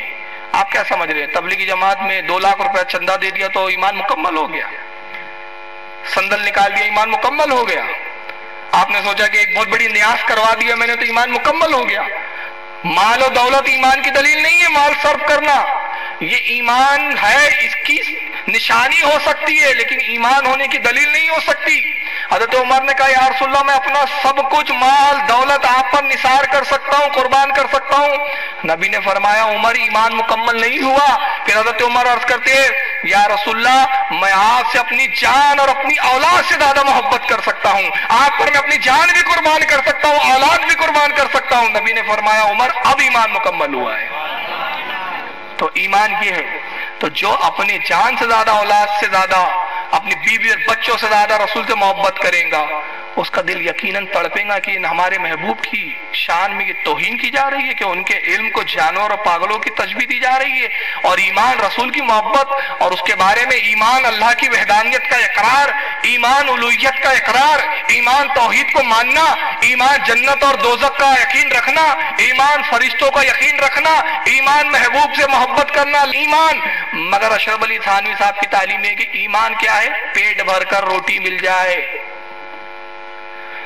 اور آخرت کی بہتری کیا ہے؟ ہمارے علماء سنت آخرت میں ایک ہی بہتری بتاتے ہیں، یہ اللہ کی توفیق ہے ہمارے لوگوں کو، ہم کہتے ہیں آخرت اس کی بہتر ہے جس کو نبی کی شفاعت میسر آ جائے، اور پوری زندگی ہم یہی کہتے ہیں اسألک الشفاعۃ یا رسول اللہ، اللہ کے نبی آپ میری شفاعت کیجئے۔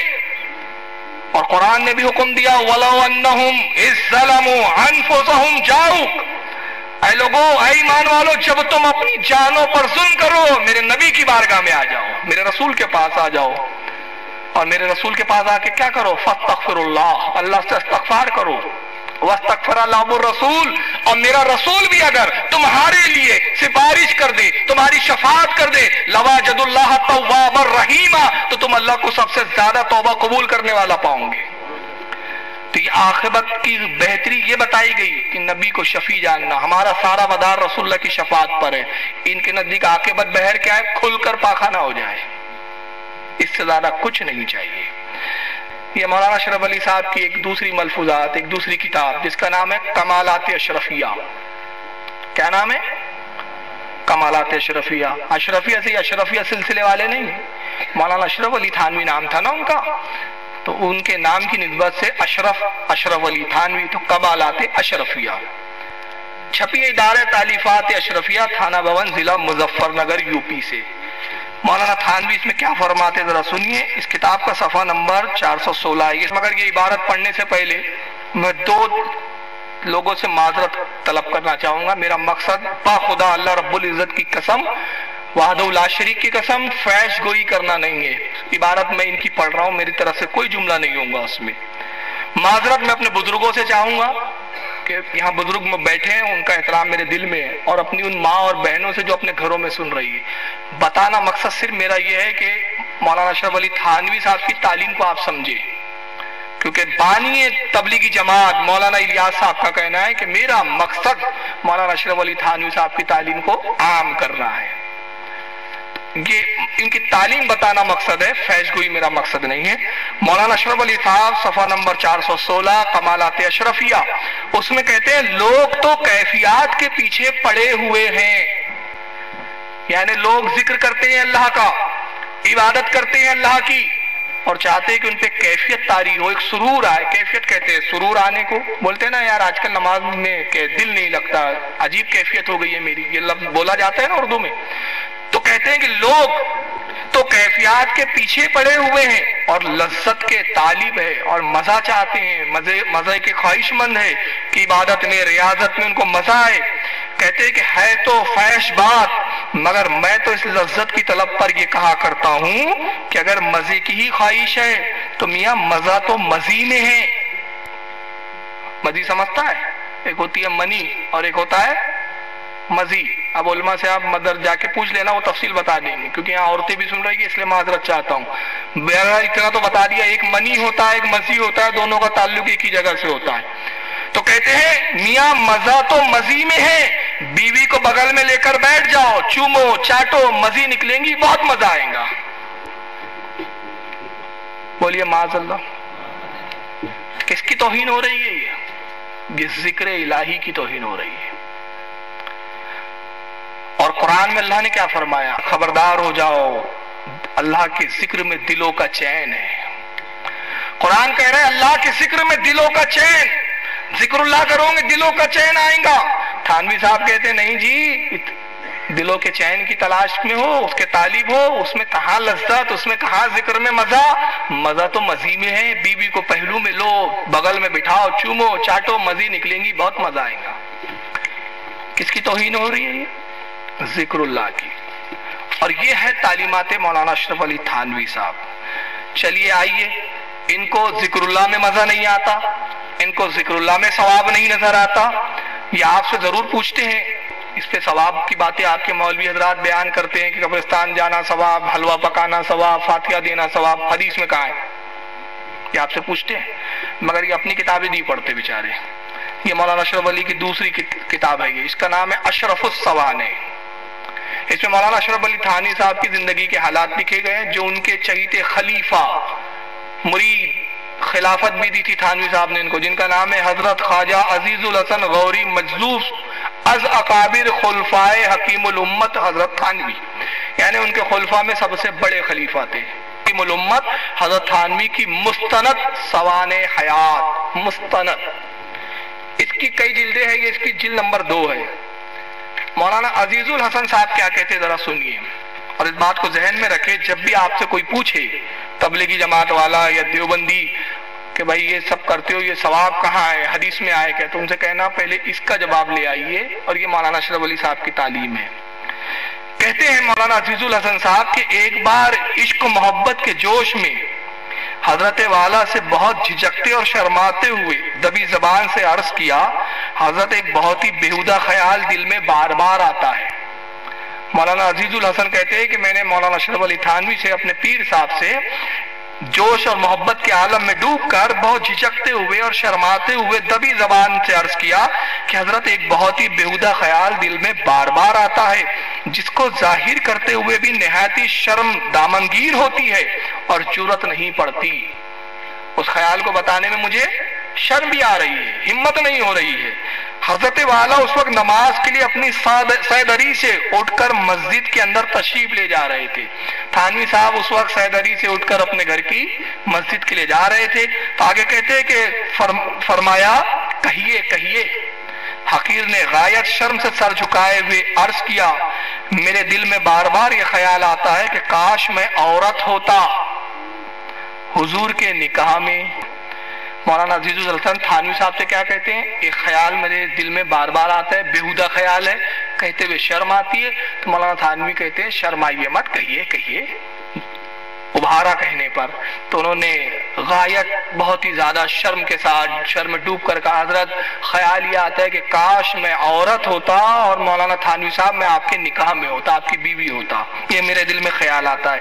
کہتے اس اظہار محبت پر حضرت والا غایت درجے مسرور ہو کر بے اختیار ہنسنے لگے اور یہ فرماتے ہوئے مسجد کے اندر تشریف لے گئے، یہ آپ کی محبت ہے، ثواب ملے گا، ثواب ملے گا انشاءاللہ تعالی۔ کس چیز پہ ثواب ملتا ہے ان کے یہاں؟ تھانوی صاحب کی دلہن بننے پر۔ اور تھانوی صاحب کی یہ تعلیم ہے کہ جو یہ خیال کرے ثواب ملے گا اس کو، کس کو؟ جو تھانوی صاحب کی دلہن بننا چاہتا ہے۔ چلیے آئیے اور ان کے اکابر کی کچھ باتیں میں بتاتا چلوں آپ کو۔ یہ افاطات الیومیہ کی 5ویں جلد ہے مولانا اشرف علی تھانوی صاحب کی۔ اب آئیے، ثواب تو آپ نے سن لیا، تھانوی صاحب کی تعلیم، یہ بھی مولانا تھانوی کی ملفوظات، یہ سب تھانوی صاحب کی کتابیں دکھا رہا ہوں میں بھی۔ صفحہ نمبر 108 ہے، جلد نمبر 5، قسط نمبر 1، ملفوظ نمبر 108۔ چلیے ابھی میں ایک مثال دیتا ہوں، ملفوظ میں بعد میں پڑھتا ہوں، ان کا عبارت بعد میں پڑھتا ہوں تھانوی صاحب کی۔ میں ابھی جس مسند پہ بیٹھا ہوں، اس مسند کا تقاضا یہ ہے کہ میں دین کی بات آپ کو بتاؤں، ٹھیک ہے نا؟ چلیے بالفرض ہماری کوئی ماں اور بہن سن رہی ہے گھر میں، اب وہ آ تو نہیں سکتی مجمع میں، اس نے کوئی مجھے چٹھی بھیج دے کہ بھائی یہ مسئلہ آپ بتا دیجئے، تو بھی ذمہ داری بنتی ہے کہ میں جواب دے دوں۔ چلیے بالفرض اگر وہ یہ کرے، آپ اور سن لیجئے، کوئی میری ماں یا میری بہن علم رکھتی ہو اور وہ میری کوئی بات وہ پکڑ لے، گرفت کر لے، کہے کہ یہ آپ کی میں تقریر سن رہی ہوں، آپ نے جملہ غلط کہہ دیا، اب وہ چٹھی آئے، اب میری ذمہ داری کیا ہے بتائیے؟ 2 ذمہ داری ہے۔ پہلی ذمہ داری ہے کہ اگر واقعی میں نے غلط کہا ہے تو میں توبہ کر لوں، میں کہوں ماشاءاللہ میری بہن سلامت رہے، دعا بھی کروں کہ اس نے میری ایک غلطی بتائی اور وہ غلطی نہ بتاتی تو قیامت میں اس پہ میری پکڑ ہو جاتی. تو اے بہن میں تیرا شکر گزار ہوں کہ تو نے میری غلطی بتائی, میں توبہ کرتا ہوں. ایک طریقہ یہ ہے. دوسرا طریقہ یہ ہو سکتا ہے کہ اگر میری بہن نے غلط سمجھا اور میں نے صحیح کہا تھا تو میں اس کو مطمئن کروں کہ بہن آپ سے غلطی ہو گئی ہے, آپ کے سمجھنے کا قصور ہے, بات ایسی نہیں بات ایسی ہے. یہی ہے نا. مگر آئیے دیوبند کی تعلیمات کیا ہے, تبلیغی جماعت والوں کی تعلیم کیا ہے, اور تھانوی صاحب کی تعلیم کیا ہے. مولانا تھانوی الافادات الیومیہ جلد نمبر 5 صفحہ نمبر 108 ملفوظ نمبر 108, اس میں کہتے ہیں حضرت رامپور میں حضرت مولانا گنگوہی نے ایک واقعے میں طلاق کے متعلق کوئی فتویٰ دیا تھا. مولانا رشید احمد گنگوہی ابھی ان کے بارے میں بھی آگے آئیں گی کہ مولانا اشرف علی تھانوی کے استاد ہیں. تو مولانا تھانوی کہتے ہیں ہمارے استاد مولانا رشید احمد گنگوہی صاحب نے رامپور کے اندر ایک طلاق کا کوئی میٹر آ گیا, ایک طلاق کا کوئی مسئلہ آ گیا, اس طلاق کے معاملے میں فتویٰ دیا. کسی عورت نے قرآن شریف کا ترجمہ پڑھ کر اس کے خلاف یہ فتویٰ دے دیا کہ قرآن میں یہ لکھا ہے. تو اس عورت نے کیا کیا, ایک فتویٰ دیا. فتویٰ دیا مطلب کاغذی بھیجا, خطی لکھ کے دیا ہوں, چٹھی پہ لکھ کے دیا کہ مولانا گنگوہی صاحب آپ نے جو طلاق کے مسئلے میں جو جواب لکھا ہے وہ غلط ہے, قرآن کے خلاف ہے, قرآن میں تو یہ لکھا ہے. ہونا کیا چاہیے تھا بتائیے؟ ابھی میں نے مثال دی, کیا ہونا چاہیے تھا بتا بولیے, جواب دیتے. تھانوی صاحب گنگوہی صاحب اس کو سمجھاتے, گنگوہی صاحب کو لکھا اس نے, تھانوی نہیں گنگوہی صاحب کو, گنگوہی صاحب اس کو سمجھاتے کہ نہیں بہن آپ سے غلطی ہوئی, میرا فتویٰ صحیح ہے, آپ نے قرآن کی آیت کو غلط سمجھا.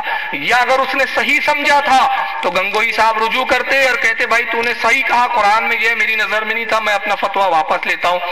مگر دیکھیے یہ دیوبند کے فاضل لوگ کیسے جواب دیتے, ذرا سنیے. تو مولانا اشرف علی کہتے ہیں کہ حکیم ضیاء الدین صاحب رحمت اللہ علیہ, یہ بھی ان کے مرید تھے گنگوہی صاحب کے, حکیم ضیاء الدین صاحب رحمت اللہ علیہ سے کسی نے بیان کیا, یہ مسئلہ ان سے بیان کر دیا گنگوہی صاحب کا ایسا معاملہ ہوا. تو وہ کیا کہتے ہیں سنیے, حکیم ضیاء الدین صاحب رحمت اللہ علیہ سے کسی نے بیان کیا, فرمایا وہ کیا جانے مسئلہ چڈو کہیں کی.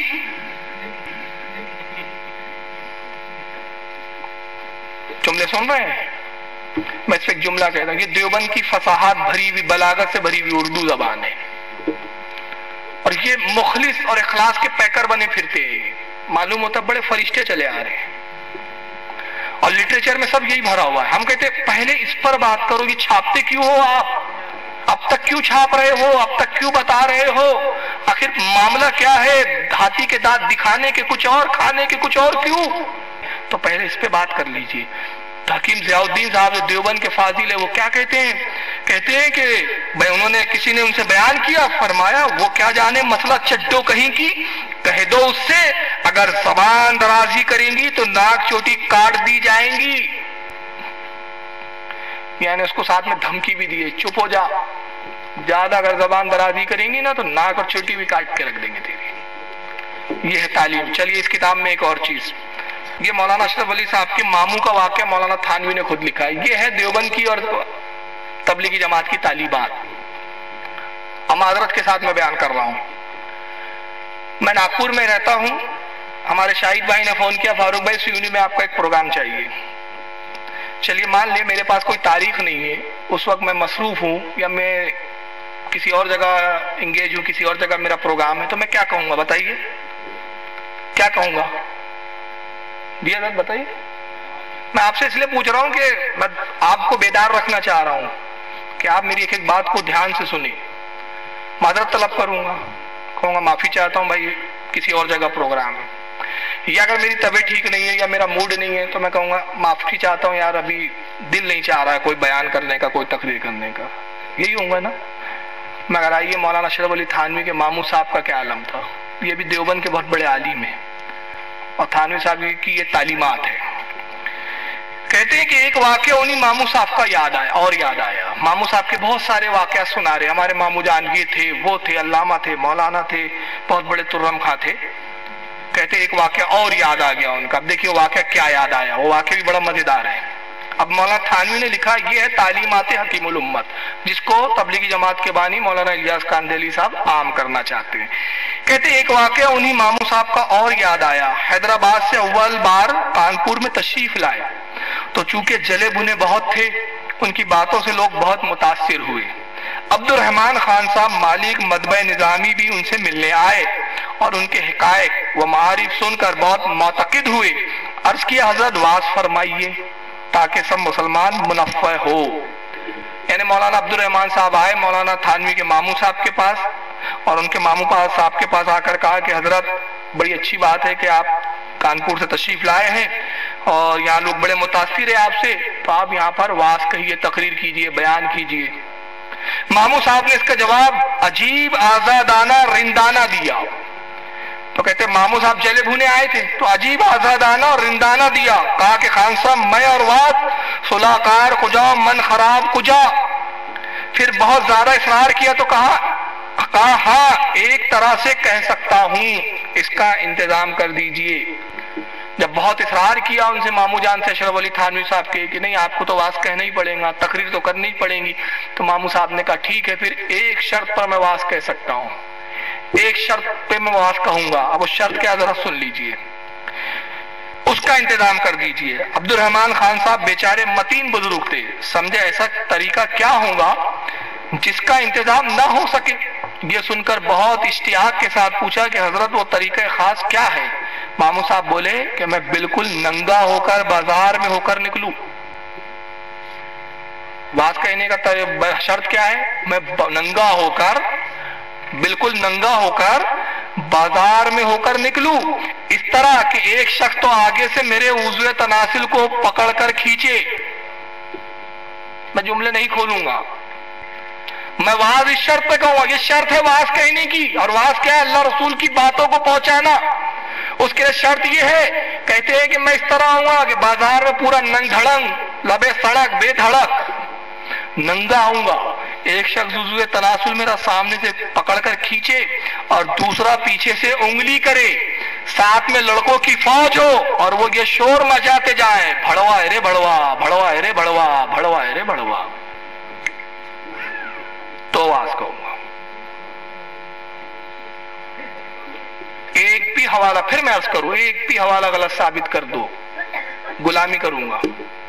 پیسوں کا نہیں بولتا، وہ بہت بول دیے 1 لاکھ لے لو، 2 لاکھ دے لو، تم بہت امیر لوگو، تم کو ضرورت بھی نہیں ہے پیسے کی، تم صرف ہمارے سامنے بیٹھ کے کلیئر کر دو کہ یہ کتاب ہماری نہیں ہے یا اس کا مطلب یہ نہیں ہے۔ تو اب آپ اندازہ لگائیے، یہ ہے تھانوی صاحب کی تعلیمات، اور اس کو انہوں نے کتابوں میں لکھ دیا ہے، اور اس کو تعریفی انداز میں لکھا، اور تعریفی انداز میں لکھ کر یہ بتایا گیا کہ مولانا تھانوی صاحب کی تعلیم کو عام کرنا ہے، اور تعلیمات کیا ہے؟ جب واز کے لیے کہا جائے تو شرط یہ ہے کہ ننگا ہو کر آؤں، اور یہ سب معاملات تو بڑوا ہے، بڑوا بولو تو تعلیم میں عام کروں گا۔ تعلیم کیا ہے؟ ایمان یہ ہے پیٹ بھر کر کھانا ملے، عاقبت یہ ہے کہ کھل کر پاخانہ ہو جائے۔ تعلیم کیا ہے؟ تعلیم یہ ہے کہ ذکر میں کوئی مزہ نہیں، مزہ تو مزی میں معاذ اللہ۔ اور چلیے اب تھانوی صاحب کے خود جملے سن لیجئے کہ ان کا خود علمی عالم کیا تھا، جس کی تعلیم کو یہ مولانا الیاس صاحب بانی تبلیغی جماعت عام کرنا چاہتے ہیں۔ الافادۃ الیومیہ کی 2 جلد ہے، اور اس کا صفحہ 290، جلد نمبر 2، قسط نمبر 3، ملفوظ نمبر 560۔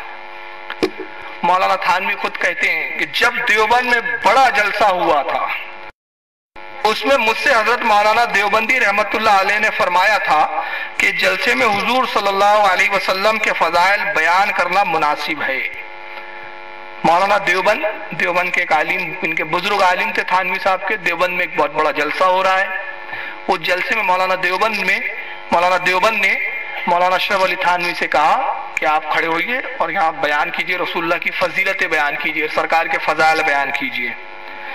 یہ حضرت مولانا کا فرمانا اس خیال سے تھا کہ بڑا مجمع ہے، ہر قسم کے عقائد کے لوگ اعتراف سے آئے ہوئے ہیں، جن میں بعضے وہ بھی ہیں کہ ہم لوگوں کے متعلق یہ خیال کیے ہوئے ہیں کہ ان کے دل میں حضور اقدس صلی اللہ علیہ وسلم کی عظمت نہیں۔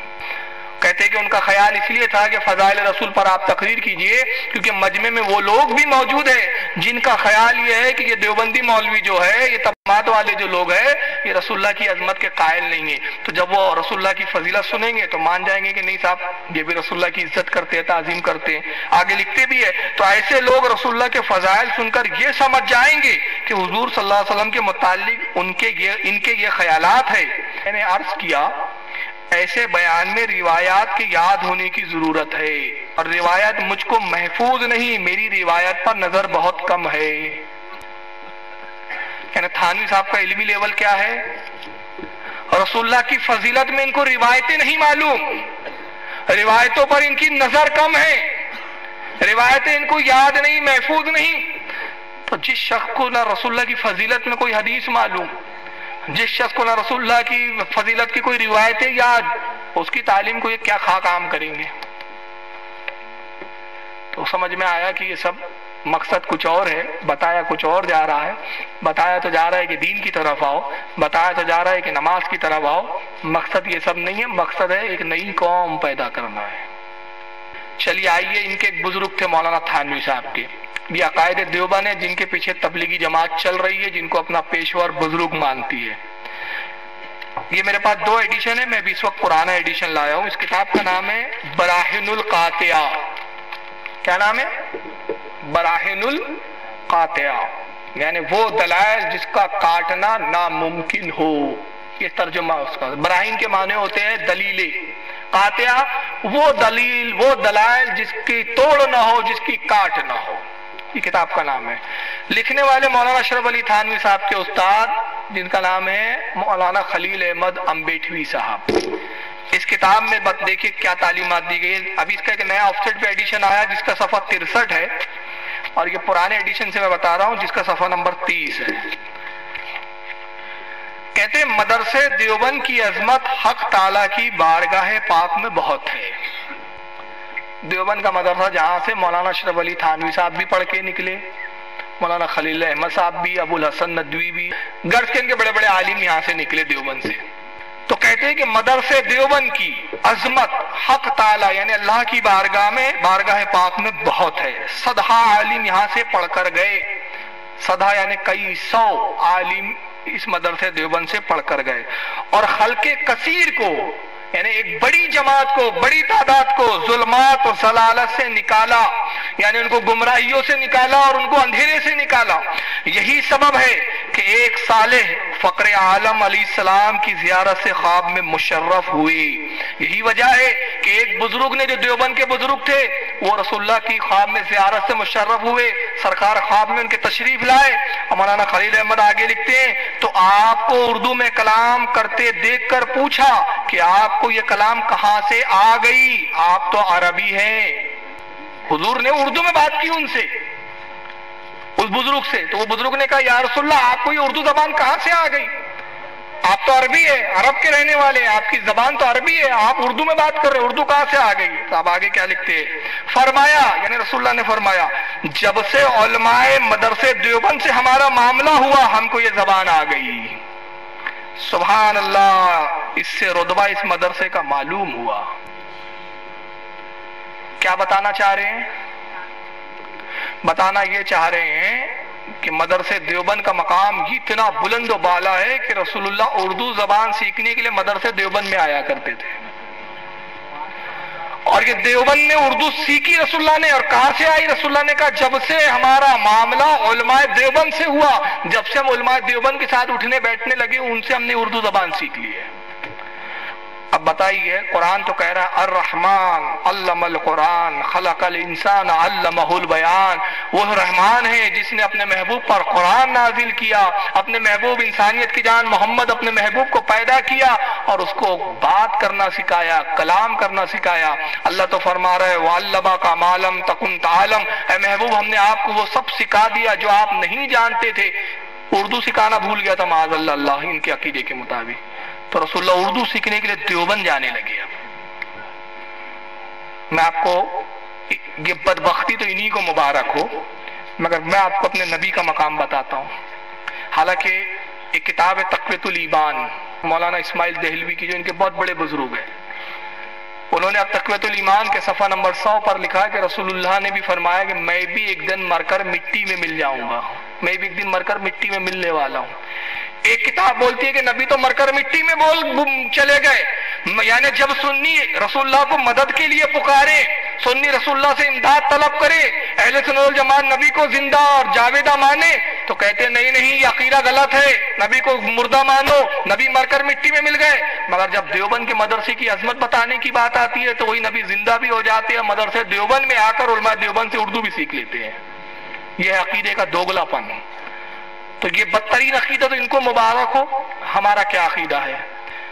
قصاص الانبیاء کتاب ہے، وہ کتاب نہیں جو عام طور پہ غیر معتبر ہے۔ میں اس میں بھی بتا دوں، دو کتابیں آتی ہیں، قصاص الانبیاء غیر معتبر کتاب ہے، اس میں بہت ساری روایتیں من گھڑت ہیں، مگر ایک قصاص الانبیاء ابن کثیر نے لکھا، جن کو یہ سب سے زیادہ مانتے ہیں، علامہ ابن تیمیہ کے شاگرد ابن کثیر، بہت ضخیم کتاب لکھی قصاص الانبیاء، اور قرآن و حدیث کی حوالوں سے لکھا، اور اس کتاب میں ابن کثیر نے دعویٰ کیا کہ میں نے جتنی حدیثیں اس میں جمع کی ہے سب صحیح حدیثیں ہیں۔ ان حدیثوں میں ایک واقعہ کیا لکھتے ہیں، وہ لکھتے ہیں کہ ایک مرتبہ سلیمان علیہ السلام اپنے لشکریوں کے ساتھ نکلے، دیکھا کہ ایک چڑیا اور ایک چیڑا، یعنی مادہ چڑیا اور ایک نر چڑیا، دونوں آپس میں گفتگو کر رہے ہیں، تو حضرت سلیمان دیکھتے ہیں اور مسکرا دیتے ہیں۔ آپ کے ساتھیوں نے کہا اللہ کے نبی سلیمان آپ کس بات پر مسکرائے؟ کہا ان کی بولی کو جانتے ہو، کیا کہہ رہے ہیں؟ انہوں نے کہا ہم نہیں جانتے، اللہ بہتر جانے، آپ بہتر جانے، ہم کیسے جان سکتے کہ چڑیا کیا، ہمیں تو چو چو چو کی آواز آ رہی ہے۔ سلیمان کہتے ہیں میں اس بات پہ ہنسا کہ یہ چیڑا اس چڑیا سے کہہ رہا ہے کہ تو مجھ سے شادی کر لے، میری ہو جا، مصر کے حرام میں تیرے لیے گھونسلہ بنا دوں گا۔ تو اللہ کا نبی سلیمان چڑیوں کی بھی بات جانتا ہے، پرندوں کی بھی زبان سمجھتا ہے، تو اللہ کے نبی سلیمان جو رسول سے ادنا ہے وہ تو جانوروں کی بولیاں سمجھے، مگر ہمارے نبی کو انہوں نے اتنا محتاج بنا دیا، اتنا محتاج سمجھ لیا کہ معاذ اللہ اردو بھی نہیں آتی ان کو۔ چلیے یہ تو بات تھی نبی سلیمان کی، خود نبی کی میں بات کروں۔ اللہ کے نبی صلی اللہ علیہ وسلم ایک مرتبہ تشریف لے جاتے ہیں، ایک میدان میں پہنچے تو ایک اونٹ کو آتا ہوا دیکھا، صحابہ نے کہا یا رسول اللہ ہٹ جائیے، کنارے ہو جائیے، یہ اونٹ پاگل ہو گیا ہے، جو سامنے آتا ہے اس کو کاٹ کھاتا ہے، ہمیں ڈر ہے کہ کہیں آپ کو نقصان نہ پہنچائے۔ اللہ کے نبی نے فرمایا ہر جانور اور ہر شے مجھے جانتی ہے سوائے شریر جنوں اور شریر انسانوں کے کہ میں نبی ہوں۔ ہر جانور مجھے جانتا ہے، ہر شریر پرند مجھے پہچانتے کہ میں اللہ کا نبی ہوں، سوائے کس کے؟ شریر جناتوں کے اور شریر انسانوں کے، یہ مجھے نقصان نہیں پہنچائے گا، تم ہٹ جاؤ۔ صحابہ ہٹ گئے، اللہ کے نبی اس اونٹ کے قریب گئے جو پاگل ہو گیا تھا، دیوانہ ہو گیا تھا، جو سامنے آتا اس کو کاٹ کھاتا، نوچ لیتا۔ اللہ کے نبی جب گئے تو وہ ایسا فرما بردار ہوا کہ سرکار کے قدموں میں اس نے سر رکھ دیا، اللہ کے نبی نے اس کے سر پہ ہاتھ پھیرا، پھر اونٹ نے اپنے منہ کو نبی کے کانوں کے قریب لایا، سرکار کے کان اقدس میں، کان مقدس میں کچھ اس نے آوازیں نکالی۔ اللہ کے نبی نے فرمایا اس کا مالک کون ہے؟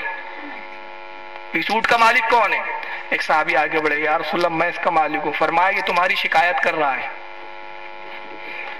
اور یہ کہہ رہا ہے یہ اونٹ مجھ سے کہ میرا آقا، میں یا رسول اللہ میں پاگل نہیں ہوا ہوں، میں دیوانہ نہیں ہوا ہوں، معاملہ یہ ہے کہ میرا آقا مجھ پہ بوجھ لادا کرتا تھا، مجھ سے خدمت لیتا تھا، میں نے فرما برداروں کی طرح اس کی خدمت کی، مگر جب میں بوڑھا اور ضعیف ہو گیا تو یہ مجھے کاٹنے کی فکر میں ہے، میرے گوشت کو کھانے کی فکر میں ہے، تو میں نے اپنی جان بچانے کے لیے یا رسول اللہ یہ پاگل پن کا سونگ رچا رکھا ہے، میں پاگل نہیں ہوں۔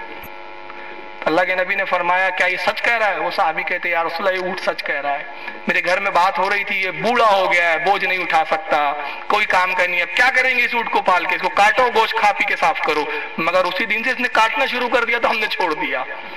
اللہ بھی پاک فرماتے ہیں اے میرے صحابی تو چاہے تو اس کی اجرت لے لے اور یہ اونٹ مجھے دے دے۔ کہا یا رسول اللہ ویسے بھی ہمارے کام کا نہیں، میں آپ کو ہبہ کرتا ہوں تو فتن عطا فرماتا، نظر کرتا ہوں۔ اللہ کے نبی نے اس اونٹ کو قبول کیا اور اس کے بعد کیا فرمایا ہے؟ اونٹ تو آزاد ہے، جنگل میں جا اور جو چاہے چر اور جو کھانا چاہے کھا، تو آزاد ہے۔ وہ اونٹ پھر رسول اللہ کے کان کی طرف منہ لاتا ہے، پھر کچھ جملے کہتا ہے، راوی حدیث کہتے ہیں کہ ہم نے دیکھا کہ اونٹ کی آنکھوں میں آنسو تھے اور اللہ کے نبی کی آنکھوں میں بھی آنسو آ گئے، اللہ کے رسول بھی رونے لگے، اونٹ بھی روتا ہے۔ صحابہ عرض کرتے یا رسول اللہ یہ اونٹ نے کیا کہا جو رو بھی رہا ہے اور آپ بھی اس کے کلام سے رو پڑے؟ اللہ کے نبی نے فرمایا ہے میرے صحابیوں جانتے اونٹ نے کیا کہا؟ اس نے کہا یا رسول اللہ آج آپ نے مجھے آزاد کیا ہے، میں اللہ کی بارگاہ میں دعا کرتا ہوں رب کائنات آپ کی امت کو جہنم سے آزاد کر دے۔ یہ ہمارا نبی ہے جو اونٹوں کی بھی زبان سمجھ رہا ہے، اردو نہیں آتی تھی اس کو، صرف دیوبند کے مدرسے آنا پڑا، معاذ اللہ ثم معاذ اللہ، لعنت اللہ علی القاذبین، اللہ کی لعنت ہو ان مردودوں پر۔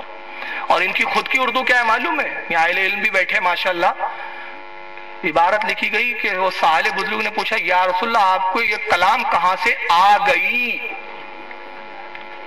یہ آ گئی جو ہے یہ مؤنث ہے اور کلام مذکر ہے، یعنی جو اردو والا سکھانے والے ان کی خود اردو صحیح نہیں ہے۔ کلام آ گیا ہونا چاہیے تھا، مگر یہ اللہ کی مار تھی کہ جس عبارت میں تم نبی کو بے علم بتا رہے ہو، اللہ تعالیٰ نے ایسا ذلیل کیا، ایسی لعنت مسلط کی کہ اسی کلام میں تم سے لکھنے میں کوتاہی ہو گئی اور تمہاری خود اردو بگڑ گئی۔ تو یہ ان کی عقیدہ ہے کہ اردو نبی ہمارے ہاں سیکھتے تھے، اور یہ پھر دعویٰ کرتے ہیں ہم نماز کی بات لے کے۔ میں کہتا ہوں نماز کی بات بعد میں، کون سا سنی امام ہے جو نماز کا قائل نہیں ہے؟ آپ کو میں آپ سے پوچھتا ہوں بڑی ذمہ داری کے ساتھ، کوئی ایسا مولانا بتاؤ آپ جس نے یہ کہا کہ لوگوں نماز پڑھنے مت آیا کرو، جاؤ گھر میں سو جایا کرو، مت آیا کرو؟ کوئی مولانا ہے ایسا؟ ہے کیا آپ کے کلینی میں ہے کوئی مولانا ایسا؟ ہر مولانا بولتا ہے نماز پڑھو، نماز فرض ہے۔ ابھی ہمارے مولانا صاحب بھی نماز کی تلقین کر رہے تھے۔ تو نماز سے اختلاف کس کو ہے؟ اختلاف تو ان چیزوں پر ہے، جس پر اختلاف ہے اس پر بات کرنی چاہیے۔ چلیے ایک اور بات یاد آ رہی ہے رسول اللہ کی، اللہ نے کتنا علم عطا کیا تھا اپنے محبوب کو۔ نبی پاک نے اپنے صحابہ کو بلایا، کہا میں چاہتا ہوں کہ اسلام کا پیغام دنیا کے کونے کونے میں جائے، ہر ملک میں جائے، ہر بستی پہ جائے۔ تو صحابہ عرض کرتے یا رسول اللہ آپ جو ہم سے خدمت چاہتے ہم تیار ہیں۔ ایک صحابی سے کہا تم فلاں ملک کی طرف جاؤ، دوسرے سے کہا تم فلاں ملک کی طرف جاؤ، تم فلاں ملک کی طرف جاؤ، تم فلاں ملک کی طرف جاؤ۔ الگ الگ ملکوں اور الگ الگ خطوں کی طرف بھیج رہے ہیں آپ۔ عرض کرتے یا رسول اللہ آپ ہمیں ان ملکوں کی طرف بھیجتے ہیں جہاں کی زبانیں الگ ہیں، وہ ہماری زبان نہیں سمجھتے، ہم ان کی زبان نہیں سمجھتے، تو ہم ان کو کیا سمجھائیں گے اور وہ ہمیں کیا بتائیں گے؟ اللہ کے رسول ہماری زبانیں الگ ہیں، ان کی زبانیں الگ ہیں، آپ ان ملکوں میں ہمیں بھیج رہے ہیں، روانہ فرما رہے ہیں جن کی زبانیں ہم نہیں سمجھتے۔ ابھی مسکرایا، فرمایا جاؤ اثاثہ تیار کرو، توشہ دان تیار کرو، اونٹ تیار کرو، گھوڑے تیار کرو، اور صبح فجر کے وقت اس عالم میں ملنا کہ تم سفر کے لیے تیار ہو، اس عالم میں مجھ سے ملاقات کرنا۔ وہ صحابی تھے، جانتے تھے کہ نبی نے کہا ہے تو نبی کے حکم میں حکمت ہوتی ہے۔ وہ گئے اور جانے کے بعد رات میں انہوں نے سفر کے لیے اسباب جمع کیے، مہیا کیے، سب تیار کر لیا۔ صبح حاضر ہوئے رسول اللہ کی خدمت میں، نماز فجر ادا کی ہوا صحابہ رسول نے۔ فجر کے بعد نبی نے سب کو جمع فرمایا، سب کو جمع کیا، اور اس کے بعد فرماتے تمہیں میں نے کس ملک کی طرف بھیجا تھا؟ عرض کہ یا رسول اللہ مجھے یمن کی طرف جانے کا حکم ہوا ہے۔ تجھے کہاں؟ یا رسول اللہ مصر کی طرف جانے کا حکم ہوا ہے۔ تجھے کہاں؟ یا رسول اللہ روم کی طرف جانے کے لیے حکم ہوا ہے۔ تجھے کہاں؟ یا رسول اللہ مجھے فلاں ملک کی طرف جانے کے لیے حکم ہوا ہے۔ نبی نے سب کو بلایا، اپنا لعاب نکالا اور اپنا لعاب مقدس ہر صحابی کے زبان میں ڈالتے ہیں۔ راوی حدیث کہتے ہیں جس کے منہ میں لعاب جاتا تھا اس ملک کی زبان اس کو عطا ہو جاتی تھی۔ نبی کے لعاب میں وہ تاثیر کہ جو لعاب عطا کر دے تو لوگوں کو زبانیں مل جائے، اس کے لعاب کی یہ تاثیر ہمارے نبی کی۔ مگر ان بدبختوں کا عقیدہ کیا ہے؟ نبی اردو سیکھنے میں اتنے محتاج کہ دیوبند آنا پڑ گیا ان کو۔ اس پر گھنٹوں گفتگو کر سکتا ہوں، لیکن بہت ساری باتیں مجھے بیان کرنی ہے۔ پھر یہی نہیں، اب نتیجہ کیا ہوتا ہے، کرتے کیا ہے، یہ اپنے جھوٹے اور باطل عقیدہ ثابت کرنے کے لیے بزرگوں پہ تہمتیں باندھتے ہیں۔ یہی برائن القاطیہ ہے۔ اس کا صفحہ نمبر اب 55 ہے، اور صفحہ نمبر 55 پر لکھتے ہیں مولانا خلیل احمد امبیٹوی، اشرف علی تھانوی صاحب کے استاد، کہتے ہیں کہ اور شیخ عبدالحق روایت کرتے ہیں۔ شیخ عبدالحق کون؟ شیخ عبدالحق محدث دہلوی روایت کرتے ہیں کہ مجھ کو دیوار کے پیچھے کا بھی علم نہیں۔ یعنی کہتے ہیں کہ شیخ عبدالحق محدث دہلوی نے روایت کیا کہ اللہ کے نبی صلی اللہ علیہ وسلم نے ارشاد فرمایا کہ مجھے دیوار کے پیچھے کا بھی علم نہیں، یعنی دیوار ہے پھر اس کے پیچھے کیا ہے میں نہیں جانتا۔ اور کس کے کھاتے میں ڈالا یہ؟ کس کے کھاتے میں؟ شاہ عبدالحق محدث دہلوی کے، یعنی کہتے شاہ عبدالحق محدث دہلوی روایت کرتے۔ 2 سال ہو گئے مجھے، میں نے یہ ایک بیان میں بولا تھا، پھر میرے دوستوں اور احباب نے اتنی کلپ کاٹ کے نیٹ پر ڈال دیا. نیٹ کی وہ کلپ پاکستان تک پہنچی، افریقہ کہاں کہاں گئی، اور پھر ان کلپوں کو لے کر کتنے لوگوں نے اور کلپوں کو پھیلایا اپنے اپنے ویب سائٹوں پر. آج سینکڑوں جگہ وہ کلپ پھیلی ہوئی ہے. اس میں نے چیلنج کیا تھا اور آج پھر یہاں چیلنج کر رہا ہوں. چیلنج یہ کیا تھا کہ شاہ عبدالحق مودودی دہلوی نے کس کتاب میں یہ روایت بیان کی، وہ کتاب دکھا دو، پوری زندگی تمہارے تلوے چاٹوں گا. اتنے نابکار لوگ ہیں یہ کہ نبی کی توہین کے لیے یہ بزرگوں کے نام سے جھوٹ گڑتے ہیں یہ لوگ. اب میں یہ بات کو تشنا نہیں چھوڑوں گا. میرے پاس شاہ عبدالحق مودودی دہلوی کی کتاب ہے جن کے نام سے یہ روایت گڑی گئی ہے، جن کے نام سے کہا گیا کہ وہ روایت کرتے ہیں، شاہ عبدالحق روایت کرتے ہیں کہ رسول اللہ نے فرمایا مجھے دیوار کے پیچھے کا علم نہیں. جبکہ شاہ عبدالحق کی کتاب کیا کہتی ہے؟ یہ مدارج النبوت، انہی مصنف کی، انہی عالم دین کی، اسی محدث کی، فارسی زبان میں 2 جلدوں میں آتی ہے. مدارج النبوت کا صفحہ نمبر 7 پر حضرت شاہ عبدالحق کیا فرماتے ذرا سنیے. کہتے ہیں ای جا اشکال می ارنت، بعض لوگ یہ اشکال پیدا کرتے ہیں، یہ شبہ لوگوں کے ذہنوں میں پیدا کر دیتے ہیں کہ دربازی روایت آمدہ است، کہ بعض روایتوں میں یہ آیا کہ گفت حضرت صلی اللہ علیہ وسلم کہ اللہ کے نبی صلی اللہ علیہ وسلم نے ارشاد فرمایا من بندام، میں اللہ کا ایک بندہ ہوں، نمی دانم آنچے در پست ای دیوار است، میں نہیں جانتا کہ اس دیوار کے پیچھے کیا ہے. کہتے بعض لوگ یہ شبہ پیدا کرتے ہیں کہ کچھ روایتوں میں یہ آیا ہے، کچھ روایتوں میں لکھا گیا ہے کہ رسول اللہ نے یہ ارشاد فرمایا کہ دیوار کے پیچھے کیا ہے، مجھے اس کا علم نہیں. جواب آنت، کہتے اس کے جواب میں ہم یہ کہنا چاہتے ہیں کہ ای سکن اصلی ندارت، اس بات کی، اس حدیث کی، اس روایت کی کوئی اصل ہے ہی نہیں. وہ کہتے اس کی کوئی اصل ہی نہیں ہے، یہ جھوٹی من گھڑت بات ہے. پھر آگے کہتے اس کی کوئی سند نہیں، کوئی صحیح روایت نہیں، بلکہ اس کی کوئی اصل ہی نہیں ہے، جھوٹی من گھڑت بات گڑی ہوئی ہے. تو شاہ عبدالحق تو فرما رہے ہیں کہ یہ بات گڑی ہوئی ہے، مگر یہ نابکار آج تک کتابوں میں انہی کے نام سے چھاپ رہے ہیں کہ شاہ عبدالحق کہتے کہ رسول اللہ نے فرمایا مجھے بھی دیوار کے پیچھے کا علم نہیں. مطلب کیا ہوا؟ مطلب یہ ہوا کہ جماعت کا رسول اللہ کی اور اللہ کی شان میں گستاخی کرنا یہ جو ہے یہ مشغلہ بن چکا ہے، یہ ان کی عادت ثانیہ بن چکی ہے. مگر حدیثیں کیا کہتی ہے؟ میں اگر ایک حدیث تلاوت کروں گا نا سند کے ساتھ اور تو وقت زیادہ ہوگا، کچھ حدیثیں پڑھ لوں گا، کچھ زبانی سنا دوں گا. آئیے یہ ایک حدیث سنا رہا ہوں جس کو بخاری کے اندر جلد نمبر 1 کتاب الکسوف، اور اسی حدیث کو حضرت امام مسلم نے صحیح مسلم جلد نمبر 1 صفحہ 695 حدیث نمبر 2005 پر، پھر اور بھی حوالے آگے ہیں. ان تمام احادیث کی کتابوں میں ایک بات لکھی ہے کہ اللہ کے نبی صلی اللہ علیہ وسلم نے نماز پڑھا رہے تھے.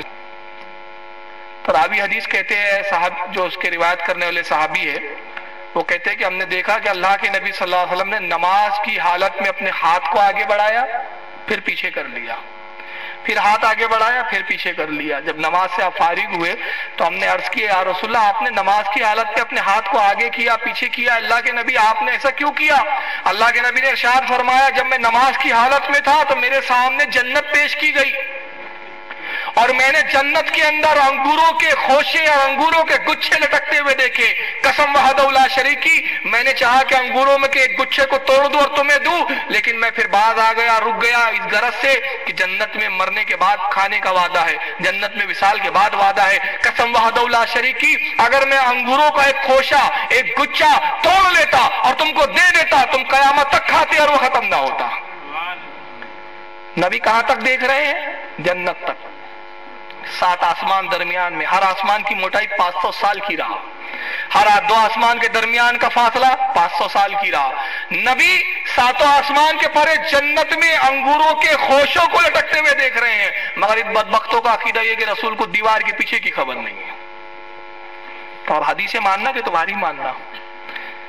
آئیے ایک اور حدیث میں مسلم کی حوالے سے پڑھ دیتا ہوں، یہ مسلم شریف ہے، صحیح مسلم. اس مسلم کے اندر امام مسلم نے اس کی جلد نمبر 1 ہے اور حدیث نمبر اس کی 862 کتاب الصلاۃ. امام مسلم پوری سند کے ساتھ حضرت ابو ہریرہ رضی اللہ تعالیٰ سے روایت کرتے ہیں. کہتے ہیں عن ابو ہریرہ رضی اللہ تعالیٰ کہتے ہیں ان رسول اللہ صلی اللہ علیہ وسلم قال هل ترون قبلتی ہا ہنا.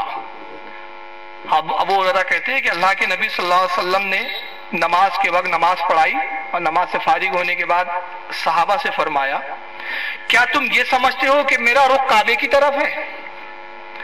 اب یہ روایت کا پس منظر کیا ہے اس حدیث کا؟ بعض صحابی کھجا رہے تھے، بعض ادھر ادھر دیکھ رہے تھے، اور یہ سرکار کے پیچھے نماز پڑھ رہے ہیں، اللہ کے نبی آگے ہیں مصلی پر. تب وہ کہتے ہیں کہ اللہ کے نبی نے نماز پڑھنے کے بعد جب نماز سے فارغ ہوئے تو صحابہ کی طرف مخاطب ہوئے اور کہا حل ترون قبلتی ہا ہنا، کیا تم یہ سمجھتے ہو کہ میرا رخ کعبے کی طرف ہے؟ پھر میں کعبے کی طرف دیکھتا ہوں فواللہ لا یخفی علی رکوعکم ولا سجودکم، قسم اللہ رب العزت کی تمہارا رکوع بھی مجھ سے چھپا ہوا نہیں ہے، تمہارا سجدہ بھی مجھ سے چھپا ہوا نہیں ہے. میں تمہارے سجدوں کو بھی دیکھتا ہوں، تمہارے رکوع کو بھی دیکھتا ہوں. اور فرمایا انی لا اراکم وراء ظاہری، اور اس کے بعد فرماتے ہیں میں تمہیں اپنے پیچھے ایسے ہی دیکھتا ہوں جیسے میں سامنے دیکھتا ہوں. میں پیچھے سے بھی ایسے ہی دیکھتا ہوں جیسے سامنے، یعنی میرے لیے پیچھا اور اگلا کوئی فرق نہیں ہے، میں اللہ کا نبی ہوں، میرے لیے سب یکساں ہے. تو تم کیا یہ سمجھتے ہو کہ میرا رخ سامنے تو میں پیچھے نہیں دیکھتا؟ بقسم خدا کی میں پیچھے بھی ایسے ہی دیکھتا ہوں جیسے سامنے دیکھتا ہوں. یہ مسلم کی صحیح حدیث ہے. اور اس کو اور کن کن لوگوں نے لکھا؟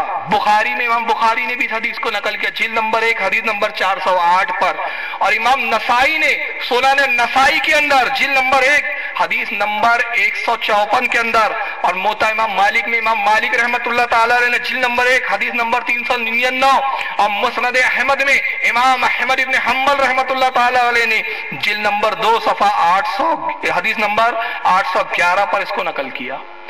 اتنے محدثین نے اس حدیث کو نقل کیا. بخاری اور مسلم ہی کافی ہے میں تو سمجھتا ہوں، کیونکہ قرآن کے بعد سب سے افضل کتاب بخاری ہے. تو جب بخاری میں یہ حدیث، مسلم میں تمام حدیثیں صحیح حدیثیں ہیں، تو یہ صحیح حدیثیں بتا رہی ہے کہ اللہ کے نبی کہہ رہے ہیں میں پیچھے بھی ایسے دیکھتا ہوں جیسے سامنے. مگر یہ نابکار تبلیغی جماعت والوں کا عقیدہ یہ ہے کہ نبی کو دیوار کے پیچھے کی خبر نہیں. تب ہم حدیث کو مانیں اور دعویٰ ہے کہ ہم حق پر ہیں. چلیے ایک اور حدیث میں سنا دیتا ہوں اس تعلق سے، تاکہ ہمارا بیان فضیلت رسول کے ساتھ بھی چلتا جائے. یہ ہے میرے ہاتھ میں شرح زرقانی، حضرت امام عبد الباقی زرقانی رحمت اللہ تعالیٰ علیہ کی تصنیف ہے. مارکۃ العرب 12 جلدوں میں ملتی ہے. اس کی 10ویں جلد ہے. جلد یعنی والوم ہوتا ہے، یہاں کچھ پڑھے لکھے نوجوان جلد نہیں سمجھیں گے اردو لفظ ہے. جلد یعنی والوم، یعنی کل 12 والوم میں 10واں والوم ہے. امام عبد الباقی زرقانی رحمت اللہ علیہ کیا فرماتے ہیں؟ کہتے ہیں اخرجت طبرانی، امام طبرانی رحمت اللہ علیہ نے اس کو بیان کیا. عن ابن عمر رضی اللہ تعالیٰ عنہ، حضرت عبداللہ ابن عمر سے روایت کرتے ہیں قال قال رسول اللہ صلی اللہ علیہ وسلم. حضرت عبداللہ ابن عمر صحابی رسول کہتے ہیں کہ اللہ کے نبی نے ارشاد فرمایا ان اللہ قد رفع لی الدنیا.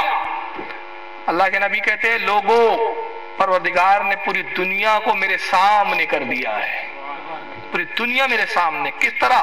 فانا انظروا الیہا و الی ما ہوا قائم فیہا الی یوم القیامہ، اور جو کچھ قیامت تک ہونے والا ہے وہ سب میری نگاہوں کے سامنے ہے، میں ان کو دیکھ رہا ہوں. جو کچھ قیامت تک ہونے والا ہے. کأنما انظر الی کفی ھذا، اور میں تمام کائنات کو پھر جملہ سنے، میں تمام کائنات کو ایسے دیکھتا ہوں جیسے میں اپنی ہتھیلی کو دیکھتا ہوں. اب کائنات میں تو پیچھے کی بھی چیز ہے نا، مگر نبی اس کو دیکھ کیسے رہے ہیں؟ جیسے اپنے ہتھیلی کو دیکھ رہے ہوں. اور یہ تو رسول اللہ کا مقام ہے بھائی. رسول کی عطا سے خود غوث اعظم نے کیا کہا؟ سرکار غوث پاک خود فرماتے، اپنی تصنیف میں خود لکھتے ہیں. کسی مرید نے نہیں لکھا غوث پاک کے، کسی مولانا نے نہیں لکھا، خود غوث اعظم نے قصیدہ غوثیہ میں لکھتے ہیں نظر تو الی بلاد اللہ جمع کا خر دلالتی علی حکم اتصالی. اللہ کی قسم میں اللہ کے شہروں کو ایسے دیکھتا ہوں جیسے میری ہتھیلی میں رائی کا دانہ رکھا ہوا ہو. تو یہ غوث اعظم کا مقام، یہ رسول کا مقام کہ نبی کہہ رہے میں کائنات کو ایسے دیکھتا ہوں. پوری کائنات میں جنت، دوزخ، جہنم سب آ گئے، میں کائنات کو ایسے دیکھتا ہوں. اللہ کے نبی فرما رہے جیسے میں اپنی ہتھیلی کو دیکھتا ہوں. اور اس حدیث کو اور کن لوگوں نے لکھا؟ سن لیجئے. مواہب اللدنیہ کے اندر امام قسطلانی رحمت اللہ تعالی علیہ نے بھی اس کو حدیث کو نقل کیا، صفحہ نمبر 559 اور جلد نمبر 3۔ مسند احمد میں امام احمد ابن حنبل رضی اللہ تعالی عنہ نے حدیث نمبر 16666 کے تحت اس کو نقل کیا، اور امام ابو نعیم رحمت اللہ تعالی علیہ نے حلیۃ الاولیاء جو ان کی تصنیف ہے مشہور، اس کی جلد نمبر 6 صفحہ نمبر 101 پر نقل کیا، اور الترغیب و ترہیب کے اندر حضرت امام منذری رحمت اللہ تعالی علیہ نے جلد نمبر 1 صفحہ نمبر 211 پر اس کو نقل کیا، اور کنز العمال کے اندر حضرت امام حسام الدین ہندی رحمت اللہ تعالی علیہ نے جلد نمبر 11 حدیث نمبر 31337 کے تحت نقل کیا۔ اور بھی حوالے ہیں میرے پاس۔ یہ اتنے محدثین، معتبر کتابیں، اب اس کو ماننا کہ تمہاری اس کتاب کو ماننا ہے۔ چلیے ایک اور میں رسول اللہ کی تعریف میں ایک فضیلت کے طور پہ بتا دیتا ہوں، یہ ہے الموہب اللدنیہ، امام قسطلانی کی 4 جلدوں میں آتی ہے۔ امام قسطلانی رحمت اللہ علیہ کیا روایت کرتے ذرا سن لیجیے، یہ نبی کا مقام ہے ہمارے رسول کا۔ کہتے لا فرق بین موتہ و حیاتہ رسول اللہ صلی اللہ علیہ وسلم، کہتے خبردار ہو جاؤ لوگو، اے لوگو سنو، لا فرق کوئی فرق نہیں، بین موتی و حیاتی رسول اللہ صلی اللہ علیہ وسلم، اللہ کے رسول کی حیات اور حضور کی موت میں کوئی فرق نہیں ہے، یکساں ہے، جیسے زندگی میں تھے ویسے موت کے بعد ہے۔ پھر کہتے ہیں فی مشاہدتہ لامتہ، اللہ کے نبی اپنی امت کو مشاہدہ کرتے ہیں، اپنی امت کو دیکھتے ہیں، وہ معرفت ہی، اور ہر ایک شخص کی معرفت رکھتے ہیں، ہر ایک شخص کے بارے میں معلومات رکھتے ہیں، بے احوالہم، اور ان کے حالات سے خبردار ہے، وہ عزائہم، اور ان کے ارادوں کو بھی جانتے ہیں، وہ خواطرہم، اور ان کے دل کے اٹھنے والے خطرات کو بھی جانتے ہیں، وذالک عندہ جلی لا خفاء بہ، اور اللہ کے نبی کے لیے کوئی چیز چھپی ہوئی نہیں اور کوئی ظاہر نہیں ہے، سب یکساں ہے۔ تو اللہ کے رسول تو سب جانتے ہیں، مگر ان کے عقیدے کے اب آئیے علماء دیوبند میں ایک اور بہت بڑے بزرگ گزرے ہیں تبلیغی جماعت کے، وہ بزرگ کی تعریف میں مولانا الیاس کاندھیلوی صاحب کی زبانی سنا دیتا ہوں، چنانچہ یہ ان کی ملفوظات ہے، اس میں وہ لکھتے ہیں، ملفوظ کا صفحہ نمبر 122 اور ملفوظ نمبر 147، فرمایا کہ حضرت گنگوہی رحمت اللہ علیہ اس دور کے قطب ارشاد اور مجدد تھے۔ مولانا اشرف رشید احمد گنگوہی کون تھے؟ ان کی جماعت کے مجدد ولایت کا بہت بڑا مقام ہوتا ہے، یہ بھی تبلیغی جماعت کے بزرگوں میں اور اکابروں میں ہے، ان کا بھی مقام جو ہے بہت بڑے بزرگوں میں آتا ہے، دیوبند کے اور اکابروں کے اندر۔ مولانا رشید احمد گنگوہی تبلیغی جماعت والوں کے نزدیک مجدد ہے، ولایت کے بہت بڑے مقام پر ہے، یہ تو معلوم ہوا کہ گنگوہی صاحب رشید احمد گنگوہی بھی ان کے بزرگ ہیں۔ اب آئیے ان کا کیا عقیدہ ہے، ان کے کیا نظریے، ان کی کتاب سے دیکھتے ہیں۔ یہ تذکرۃ الرشید، جس میں مولانا رشید احمد گنگوہی کی زندگی کے حالات لکھے گئے ہیں۔ چنانچہ اس کتاب کی جلد نمبر 1 صفحہ 46، اس پر لکھتے ہیں کہ اعلیٰ حضرت کی بھاوج کا حسن اعتقاد اور مخلصانہ برتاؤ تھا۔ اعلیٰ حضرت کون؟ فاضل بریلوی، مولانا امام احمد رضا فاضل بریلوی نہیں، اعلیٰ حضرت کون؟ ان کے حاجی امداد اللہ کو یہ اعلیٰ حضرت کہتے ہیں، دیوبند کے اعلیٰ حضرت کوئی اور ہے، یہ آپ سمجھ لیں، آپ سمجھ رہے ہوں گے یہ بریلی کے اعلیٰ حضرت ہے، جی نہیں۔ مولانا رشید احمد گنگوہی، مولانا اشرف علی تھانوی جن سے مرید تھے، ان کے پیر کا نام ہے حاجی امداد اللہ، اور ان کو یہ لاڑ میں پیار میں اعلیٰ حضرت کہا کرتے تھے۔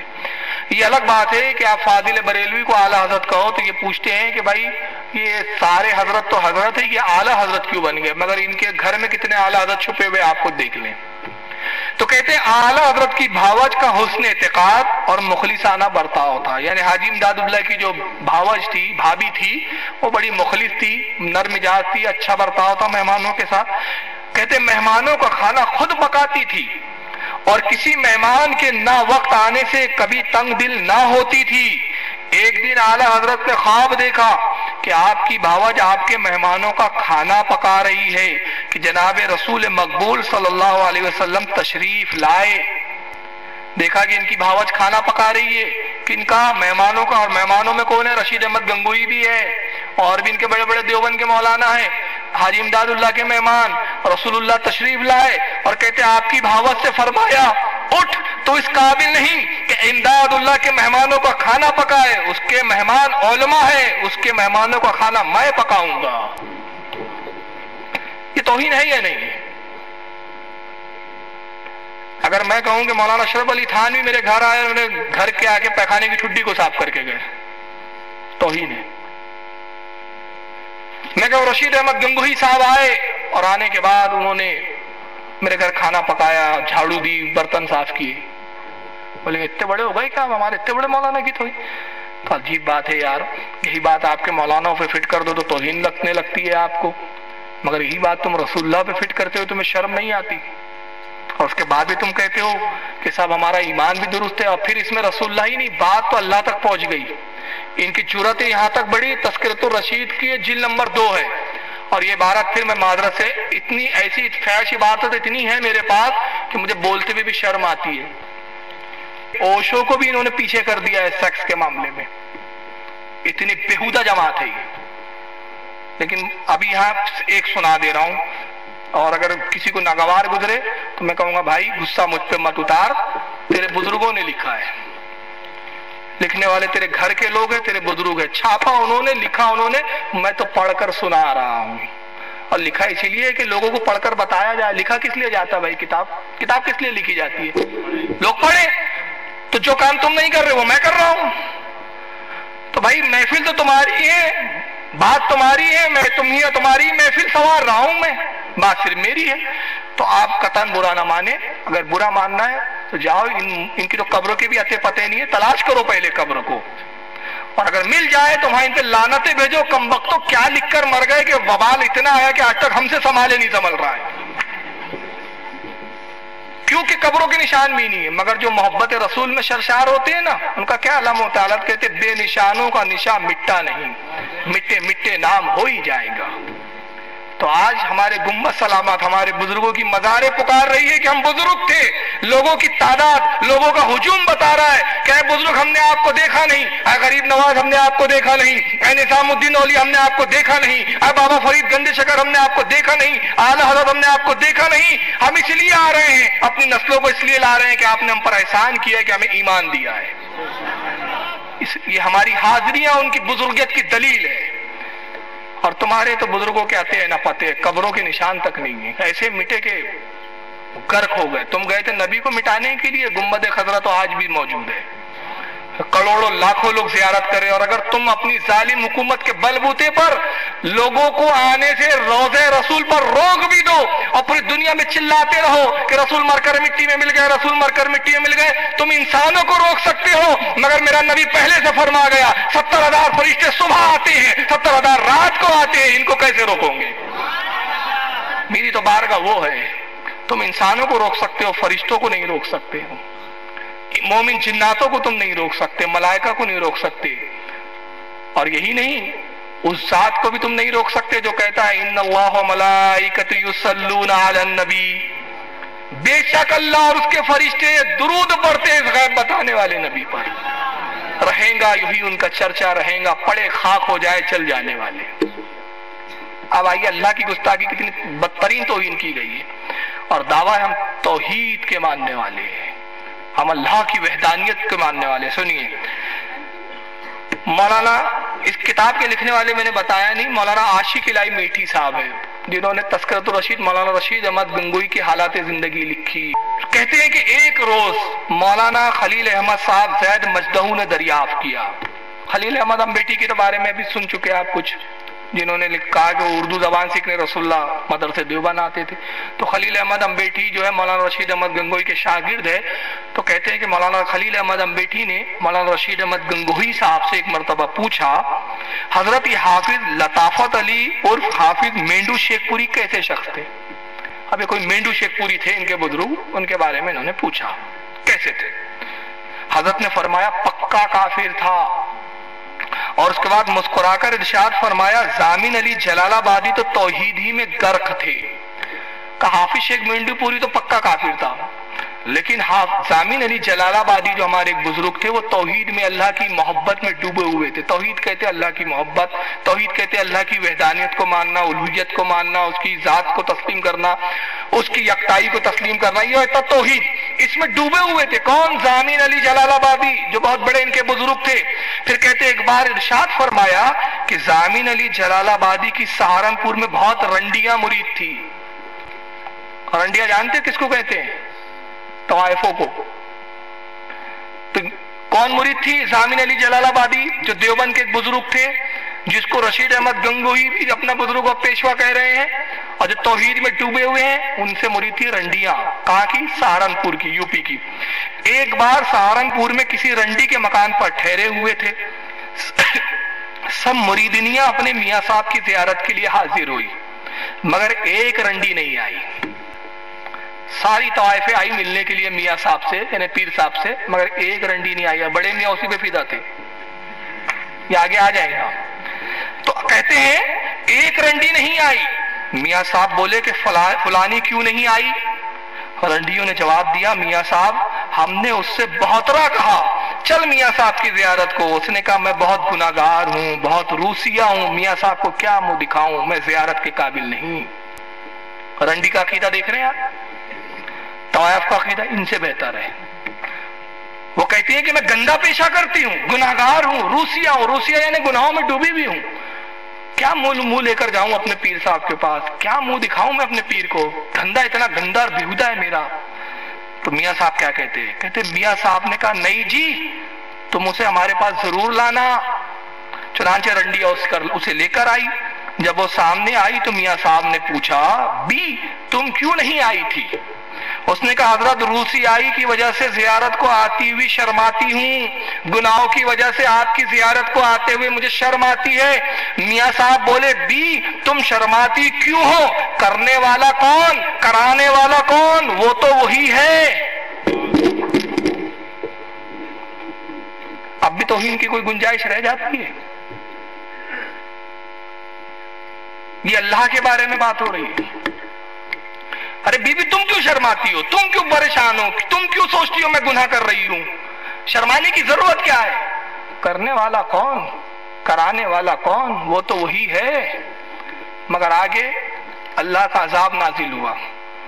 یہاں تک واقعہ لکھتے تو گنجائش تھی، تعویل نکال دیتے، کچھ بات بنا سکتے تھے، مگر اللہ نے ایسی مار مسلط کی کہ آگے وہ لکھ گئے جسے تعویل کی ساری گنجائشیں ختم ہو گئی. آگے کیا لکھا ہے ذرا سنیے. رنڈی یہ سن کر آگ ہو گئی، غصے میں آ گئی اور خفا ہو کر کہا لا حول ولا قوت، اگرچہ میں روسیہ و گناہگار ہوں، میں گندا پیشہ کرتی ہوں، گناہگار ہوں، مگر ایسے پیر کے منہ پر پیشاب بھی نہیں کرتی. یہ رنڈی کے جملے. کہتی میں تو تجھے پیر سمجھ رہی تھی اور تو بلوا کتنا کمینہ نکلا کہ کیا کہہ رہا ہے؟ میں تو گناہگار سمجھتی ہوں اپنے آپ کو کہ یہ دھندا جو میں کر رہی ہوں گناہ کا دھندا ہے، مگر تو اللہ کے ذمہ ڈال رہا ہے یہ الزام. کہتا کرانے والا بھی وہی، کرنے والا بھی وہی. معاذ اللہ ثم معاذ اللہ استغفر اللہ لا حول ولا قوت. تو جیسے پیر پر تو میں پیشاب کرنا بھی پسند نہیں کرتی. میاں صاحب تو شرمندہ ہو کر سرنگون رہ گئے اور وہ اٹھ کر چل دی. وہ رنڈی کی بات سن کر یہ تو شرمندہ ہو گئے، سر جھکا لیا. تو یہ آپ کے گھر کی کتاب ہے بھائی. کتنا بتاؤں؟ میں کہتا ہوں اگر 10 تو بہت کم بول رہا ہوں، روزانہ مسلسل روزانہ 1 مہینہ بھی اگر مجلس سے چلے نا اس طرح کی 3-3 2-2 گھنٹے کی، میں سمجھتا ہوں ان کی کتابیں اور عبارتیں ختم نہیں ہوں گی. الماری کی الماری بھری پڑی ہے میرے پاس ان کی کتابوں سے. چلیے آگے سنیے. اب دیوبند کا مدرسہ کس نے بنایا؟ معلوم ہے کس نے بنایا؟ مولانا قاسم نانوتوی صاحب نے. ان کو کہتے ہیں کہ سیدنا الامام الکبیر، یعنی سب سے بڑے امام. امام الکبیر یعنی بہت بڑے امام. آپ اعلیٰ حضرت کو امام احمد رضا کہہ دو تو منہ ٹیڑھا ہونے لگتا ہے. پوچھتے صاحب اعلیٰ حضرت امام کہاں سے آ گئے؟ 5واں امام کہاں سے آ گیا؟ یہ 5واں مسلک کہاں سے آ گیا؟ مگر یہ امام نہیں ہے، امام الکبیر، سب سے بڑے امام حضرت مولانا محمد قاسم نانوتوی. سوانح قاسمی 2 جلدوں میں آتی ہے، یہ پہلی جلد ہے. آئیے اس میں کیا لکھا ہے. قاسم نانوتوی جو دیوبند کے بانی فاؤنڈر بتائے جاتے ہیں، جو رشید احمد گنگوہی کے بھی استاد، اشرف علی تھانوی کے بزرگ، اور تبلیغی جماعت میں پھر مولانا زکریا صاحب جب آئے تو مولانا زکریا صاحب کے یہ دادا حضور ہوتے تھے جنہوں نے بعد میں تبلیغی جماعت چلائی. اور زکریا صاحب وہ جنہوں نے تبلیغی نصاب لکھا. تبلیغی جماعت میں جو فضائل اعمال کتاب بغل میں لے کے گھومتے ہیں اور جس سے وہ درد دیتے ہیں، اس کے لکھنے والے مولانا زکریا صاحب. اور مولانا زکریا کون ہے؟ قاسم نانوتوی کے پوتے ہیں. انہوں نے دیوبند بنایا یہ کہتے ہیں. صفحہ نمبر 25 سوانح قاسمی جلد نمبر 1. نانوتوی صاحب کے دادا تھے شیخ غلام شاہ صاحب، اور ان کے والد کا نام تھا قاسم نانوتوی صاحب کے شیخ اسد علی. تو کہتے ہیں کہ شیخ غلام شاہ جو تھے قاسم نانوتوی کے دادا، تعبیر خواب میں مشہور تھے، یعنی خواب کی تعبیر بتایا کرتے تھے. جناب مولوی صاحب نے یعنی مولانا قاسم نانوتوی نے ایام طفلی میں یہ خواب دیکھا تھا. مولانا قاسم نانوتوی صاحب نے جو ہے ایام طفلی یعنی بچپنے کے عالم میں جب چھوٹے تھے تو یہ خواب دیکھا. وہ خواب کیا دیکھا ذرا سنیے. وہ خواب اس کو چھاپ کے بتایا جا رہا ہے کہ دیکھو اللہ کی عزت، اللہ کا وقار ہمارے نزدیک کیا ہے اور ہم اللہ کو کس درجے مانتے. کہتے کہ مولوی صاحب نے ایام طفلی میں خواب دیکھا تھا کہ گویا میں اللہ جل شانہ کی گود میں بیٹھا ہوا ہوں. یہ اللہ کی گود میں بیٹھ گئے. ہمارا رب تو جسم و جسمانیات سے پاک ہے، اس کا کوئی جسم نہیں ہے، کوئی آکار نہیں ہے. وہ جسم سے پاک، جسمانیات سے پاک، وہ بیٹھنے سے پاک، اٹھنے سے پاک، چلنے سے پاک، پھرنے سے پاک، چڑھنے سے پاک، اترنے سے پاک. وہ حی القیوم ہے، ہمیشہ سے تھا، ہمیشہ ہمیشہ رہے گا. ہمارے رب کی شان تو یہ ہے. یہ دیوبندیوں کا رب ہے جو جسم رکھتا ہے، اس کی گود بھی ہے، اور اس گود میں یہ قاسم نانوتوی صاحب بیٹھے ہوئے. تو اس خواب کو بیان کرنے کا مقصد کیا تھا؟ تو مقصد صرف یہ تھا کہ اللہ کی کوئی وقار اور عزت تمہارے دلوں میں نہیں ہے، اللہ رب العزت کی کوئی عظمت تمہارے دلوں میں نہیں ہے، نبی کا کوئی تمہارے دلوں میں احترام نہیں ہے، عقیدے بدترین ہے، اور نماز کا اور کلمے کا لبادہ تم نے صرف اوڑھ رکھا ہے اور لوگوں کو دھوکہ دے رہے ہو کہ ہم کلمے کی دعوت دے رہے ہیں. میں کہتا ہوں کلمے کی دعوت میں ہم تمہارے ساتھ، نماز کی دعوت میں ہم تمہارے ساتھ، مگر پہلے عقیدہ درست کر لو، پہلے عقیدہ بسوار لو. اور یہی مولانا قاسم نانوتوی نے ایک بات اور کیا لکھی تھی، سن لیجئے. اب ایک ایک کتاب پڑھوں تو بہت وقت لگے گا، میں عبارہ سنا دے رہا ہوں. تحذیر الناس مولانا قاسم نے کتاب لکھی، اس کا صفحہ نمبر 8 ہے. اس پر حکم کفر لگایا گیا تھا. علماء حرمین طیبین نے مکہ اور معظمہ کی اس وقت سنی حکومت تھی، جب ترکی حکومت تھی اس وقت، اس حکومت کے وقت سنی بڑے بڑے اکابر جب عالم تھے، انہوں نے مولانا قاسم نانوتوی کو اس عبارت اور اس قول کی بنا پر کافر قرار دیا. تحذیر الناس صفحہ 8 پر مولانا قاسم نے لکھا کہ انبیاء اپنی امت میں اگر ممتاز ہوتے ہیں تو علوم ہی میں ممتاز ہوتے ہیں. یعنی کہتے ہیں نبی اگر اپنی امت سے گریٹ ہوتے ہیں، بڑے ہوتے ہیں، مقام میں عظمت میں زیادہ ہوتے ہیں نبی اپنی امت سے، تو صرف کس بنا پر ہوتے ہیں؟ علم کی بنا پر. علم زیادہ ہوتا ہے نبی کو، اس لیے وہ زیادہ گریٹ ہوتے اپنی امت سے. باقی رہا عمل، اس میں بسا اوقات بظاہر امتی مساوی ہو جاتے ہیں بلکہ بڑھ جاتے ہیں. یعنی کہتے رہا عمل، علم میں نبی سے نہیں بڑھ سکتا کوئی، لیکن عمل میں بڑھ سکتا ہے. اور اس پہ میرا ایک بلار شاہ میں ایک بیوقوف سے بحث ہو چکی ہے. اس عبارت پر جب آئی تو وہ بلار شاہ کے خبیث نے کہا اس میں کوئی برائی نہیں ہے، اس میں کیسے کفر آ گیا؟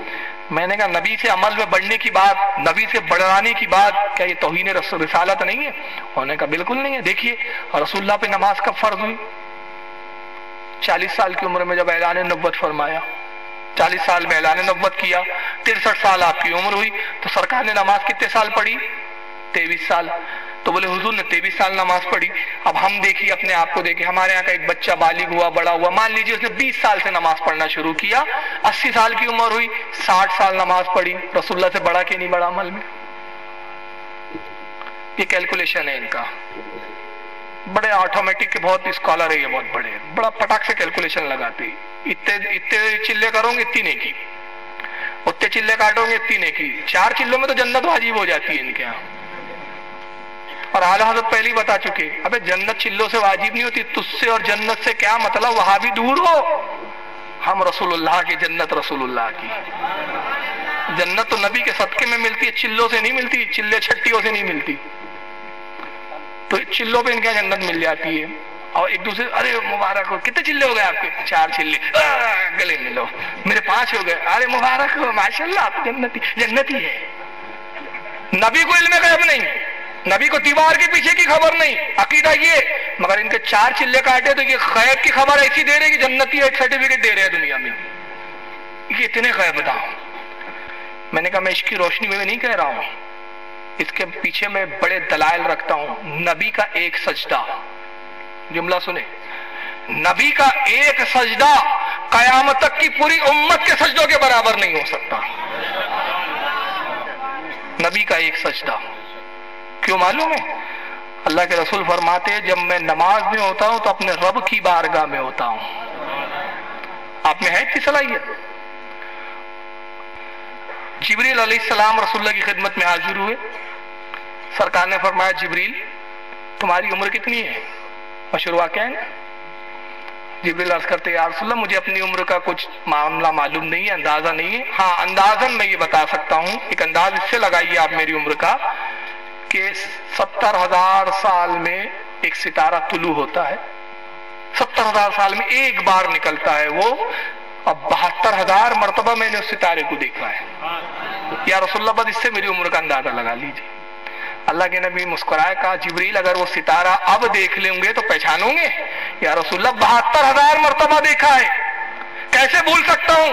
نبی نے امامہ ہٹایا، پیشانی میں نور چمکا، کہا وہ ستارہ میں تھا. اور جانتے ہو جبریل 70,000 سال میں کیوں نظر آتا تھا؟ میں اپنے رب کی بارگاہ میں سجدہ کرتا، میرا ایک سجدہ 70,000 سال کے برابر ہوا کرتا تھا. اور جب میں سر اٹھاتا تب وہ تو ستارہ دیکھتا، پھر میں سجدے میں چلا جاتا. پوری زندگی بھی لگا لو تو نبی کا ایک سجدہ نہیں ہو سکتا. 70,000 سال کا تو ایک سجدہ ہے. اور جبریل نے 72,000 مرتبہ دیکھا. نبی نے یہ نہیں کہا کہ جب سے دیکھا تب سے میں پیدا ہوا، میری تخلیق تو تجھ سے بھی پہلے ہوئی. اول ما خلق اللہ نور، اللہ نے سب سے پہلے اپنے نور سے میرے نور کو پیدا کیا ہے. سب سے پہلی تخلیق تو میری ہوئی. اور جب میری تخلیق ہوئی کب ہوئی؟ نہ جب زمین تھے نہ آسمان، کوئی وقت ہی نہیں تھا. وقت ہوتا ہے دن اور رات کے بدلنے کا نام وقت ہے، سیارے کی گردشوں کا نام وقت ہے. جب تو یہ پیدا ہی نہیں ہوئے تو جب میں اس وقت پیدا ہوا جب وقت ہی نہیں تھا. تو پھر اندازہ کیسے لگا سکتے کہ نبی نے کتنی عبادت کی اور کیا سجدے ہوں گے نبی کے؟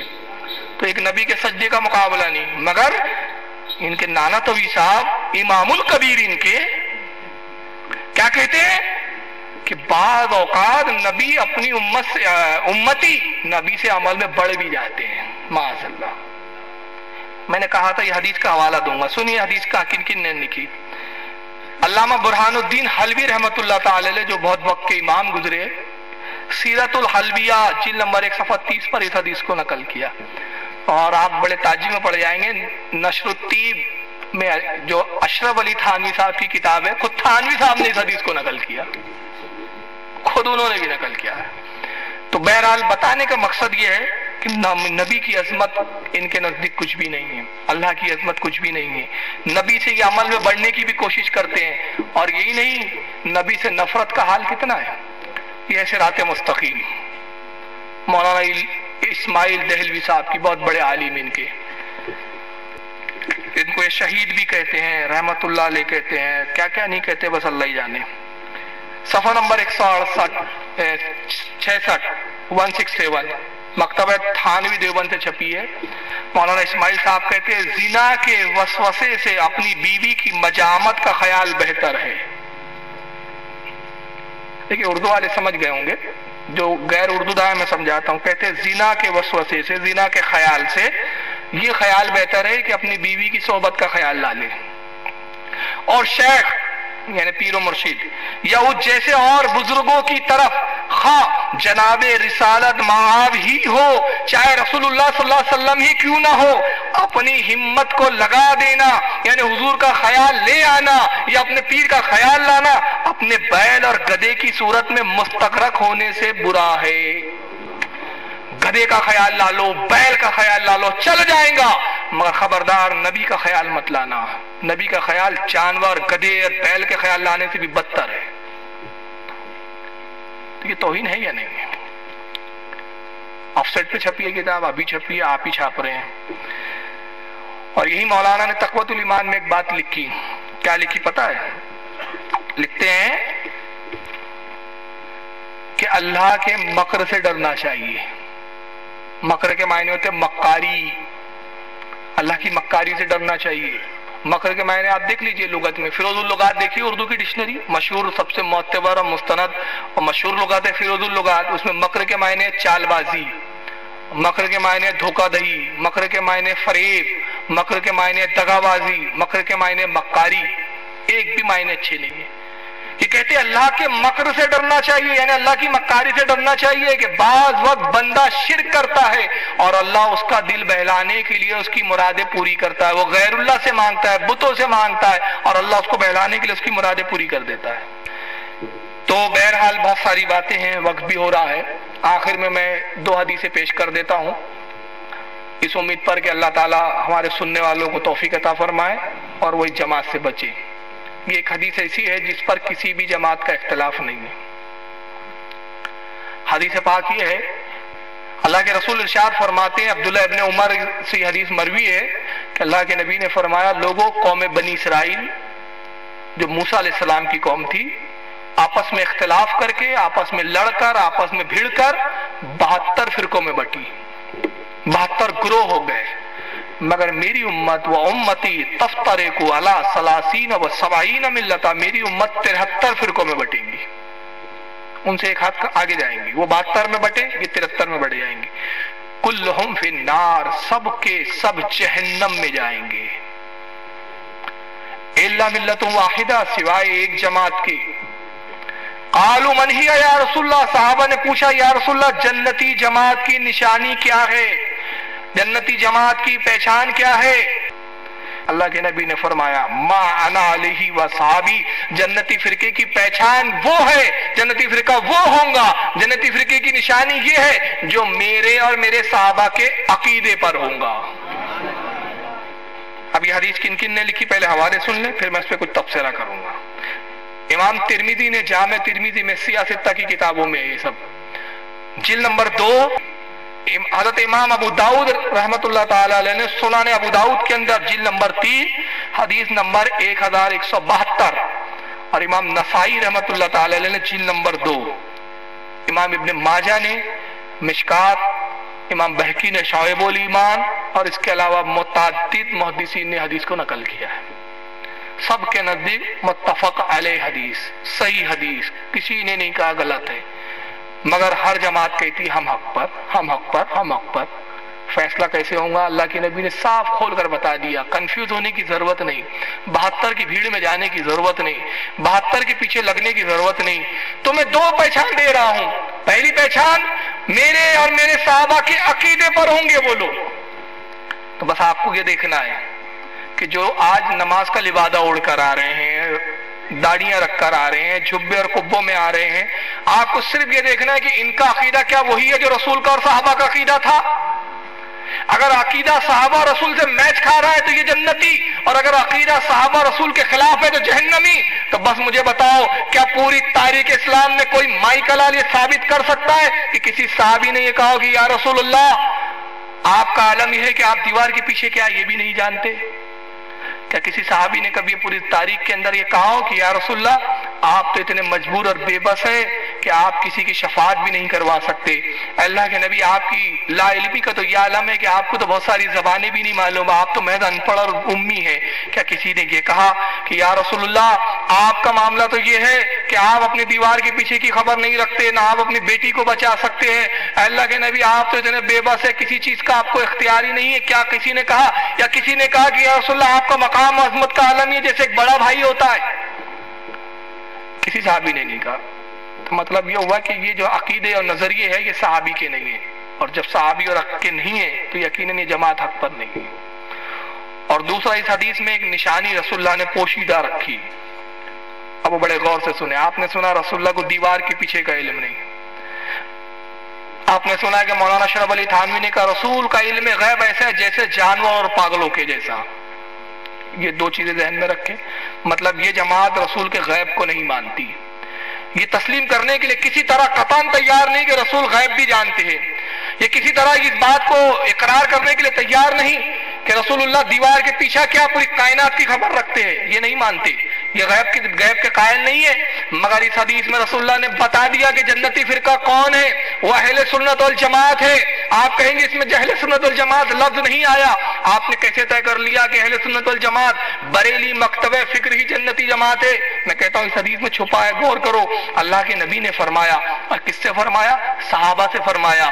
بنی اسرائیل 72 فرقوں میں بٹے، یہ ماضی کی خبر دے رہے ہیں اللہ کے رسول، فرمایا میری امت بٹیں گی، یہ مستقبل کی خبر دے رہے ہیں، سب کے سب جہنم میں جائیں گے، مستقبل کی خبر، سب کے سب جہنمی ایک جنتی، یہ مستقبل کی خبر، ماضی کی خبر دینا، مستقبل کی خبر دینا، یہ کہلاتا ہے غیب۔ نبی نے بتا دیا جو غیب مانے گا وہی جنتی ہوگا۔ اسی حدیث میں تو غیب ہے۔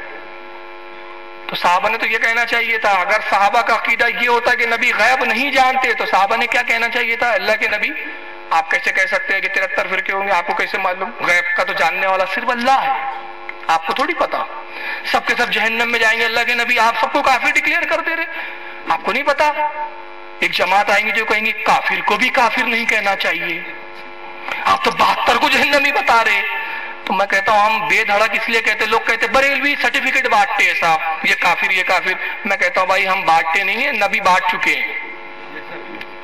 اعلیٰ حضرت نے بڑی پیاری بات کہی تھی، اعلیٰ فرماتے ہیں ہم کسی کو کافر بناتے نہیں ہیں، وہ اپنی کفر سے تو کافر ہو جاتا ہے، ہم بتاتے ہیں، بناتے نہیں ہیں ہم، وہ تو خود بن جاتا ہے، توہین رسول کر کے کافر ہو جاتا ہے، توہین خدا کر کے وہ کافر ہو جاتا ہے۔ ہم کسی کو کافر بناتے نہیں ہیں بلکہ کافر ہے یہ بتاتے ہیں۔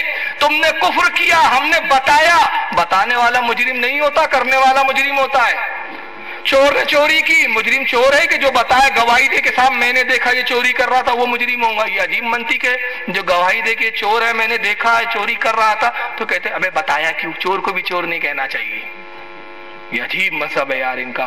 تو تم چند لوگوں کو عقیدے کی بدترین عقیدے کی بنا پر کافر کہنے سے ڈرتے ہو، ہچکچاتے ہو، مگر اللہ کے نبی نے اپنے امتیوں کو تعلیم دی جب میں 72 کو کافر کہنے سے نہیں ہچکچایا تو میں بھی ہچکچانا نہیں چاہیے، ڈنکے کی چوٹ پہ بولنا چاہیے۔ جس کو پاؤ کہ وہ اللہ اور میری گستاخی کر رہا ہے کہہ دو من شکا فی کفرہ وعذابہ فقد کفر۔ اور ہمارے امام نے وہی کیا، حسام الحرمین نے ایسی کھیل ٹھوکی ان کے تابوت میں، وہابیت کا ایسا بیڑا گرک ہوا کہ آج تک وہ تابوت کے اندر وہ لاسٹ وہابیت کی تڑپ رہی ہے، پریشان ہے کہ حسام الحرمین نامی کھیل کو ہم کیسے اکھاڑ کے پھینکیں۔ حسام الحرمین کیا ہے؟ اعلیٰ حضرت نے وہ فتاوے، وہ عقیدے جو انہوں نے بدترین عقیدے لکھے ہیں اس پر فتاوے جمع کیے، اس کی تردید کی، اور تردید کر کے اکابر بڑے بڑے شافعی مسلک کے علماء، حنبلی مسلک کے علماء، مالکی مسلک کے علماء، چاروں مسلک کے ائمہ کے فتووں کو جمع کر دیا، اور تمام وقت کے بڑے بڑے اماموں اور مفتیوں اور عالموں نے فتویٰ دیا کہ یہ اپنے عقیدے کی بنا پر ایسے بدترین کافر ہے کہ من شکا فی کفرہ وعذابہ فقد کفر، جو ان کے کفر اور عذاب میں شک کرے وہ بھی کافر ہے۔ تو آج ضرورت ہے کہ ہم سچوں کی صحبت اختیار کریں۔ اللہ تعالی ہماری قوم کو سمجھنے کی توفیق عطا فرمائے۔ وما علینا الا البلاغ المبین۔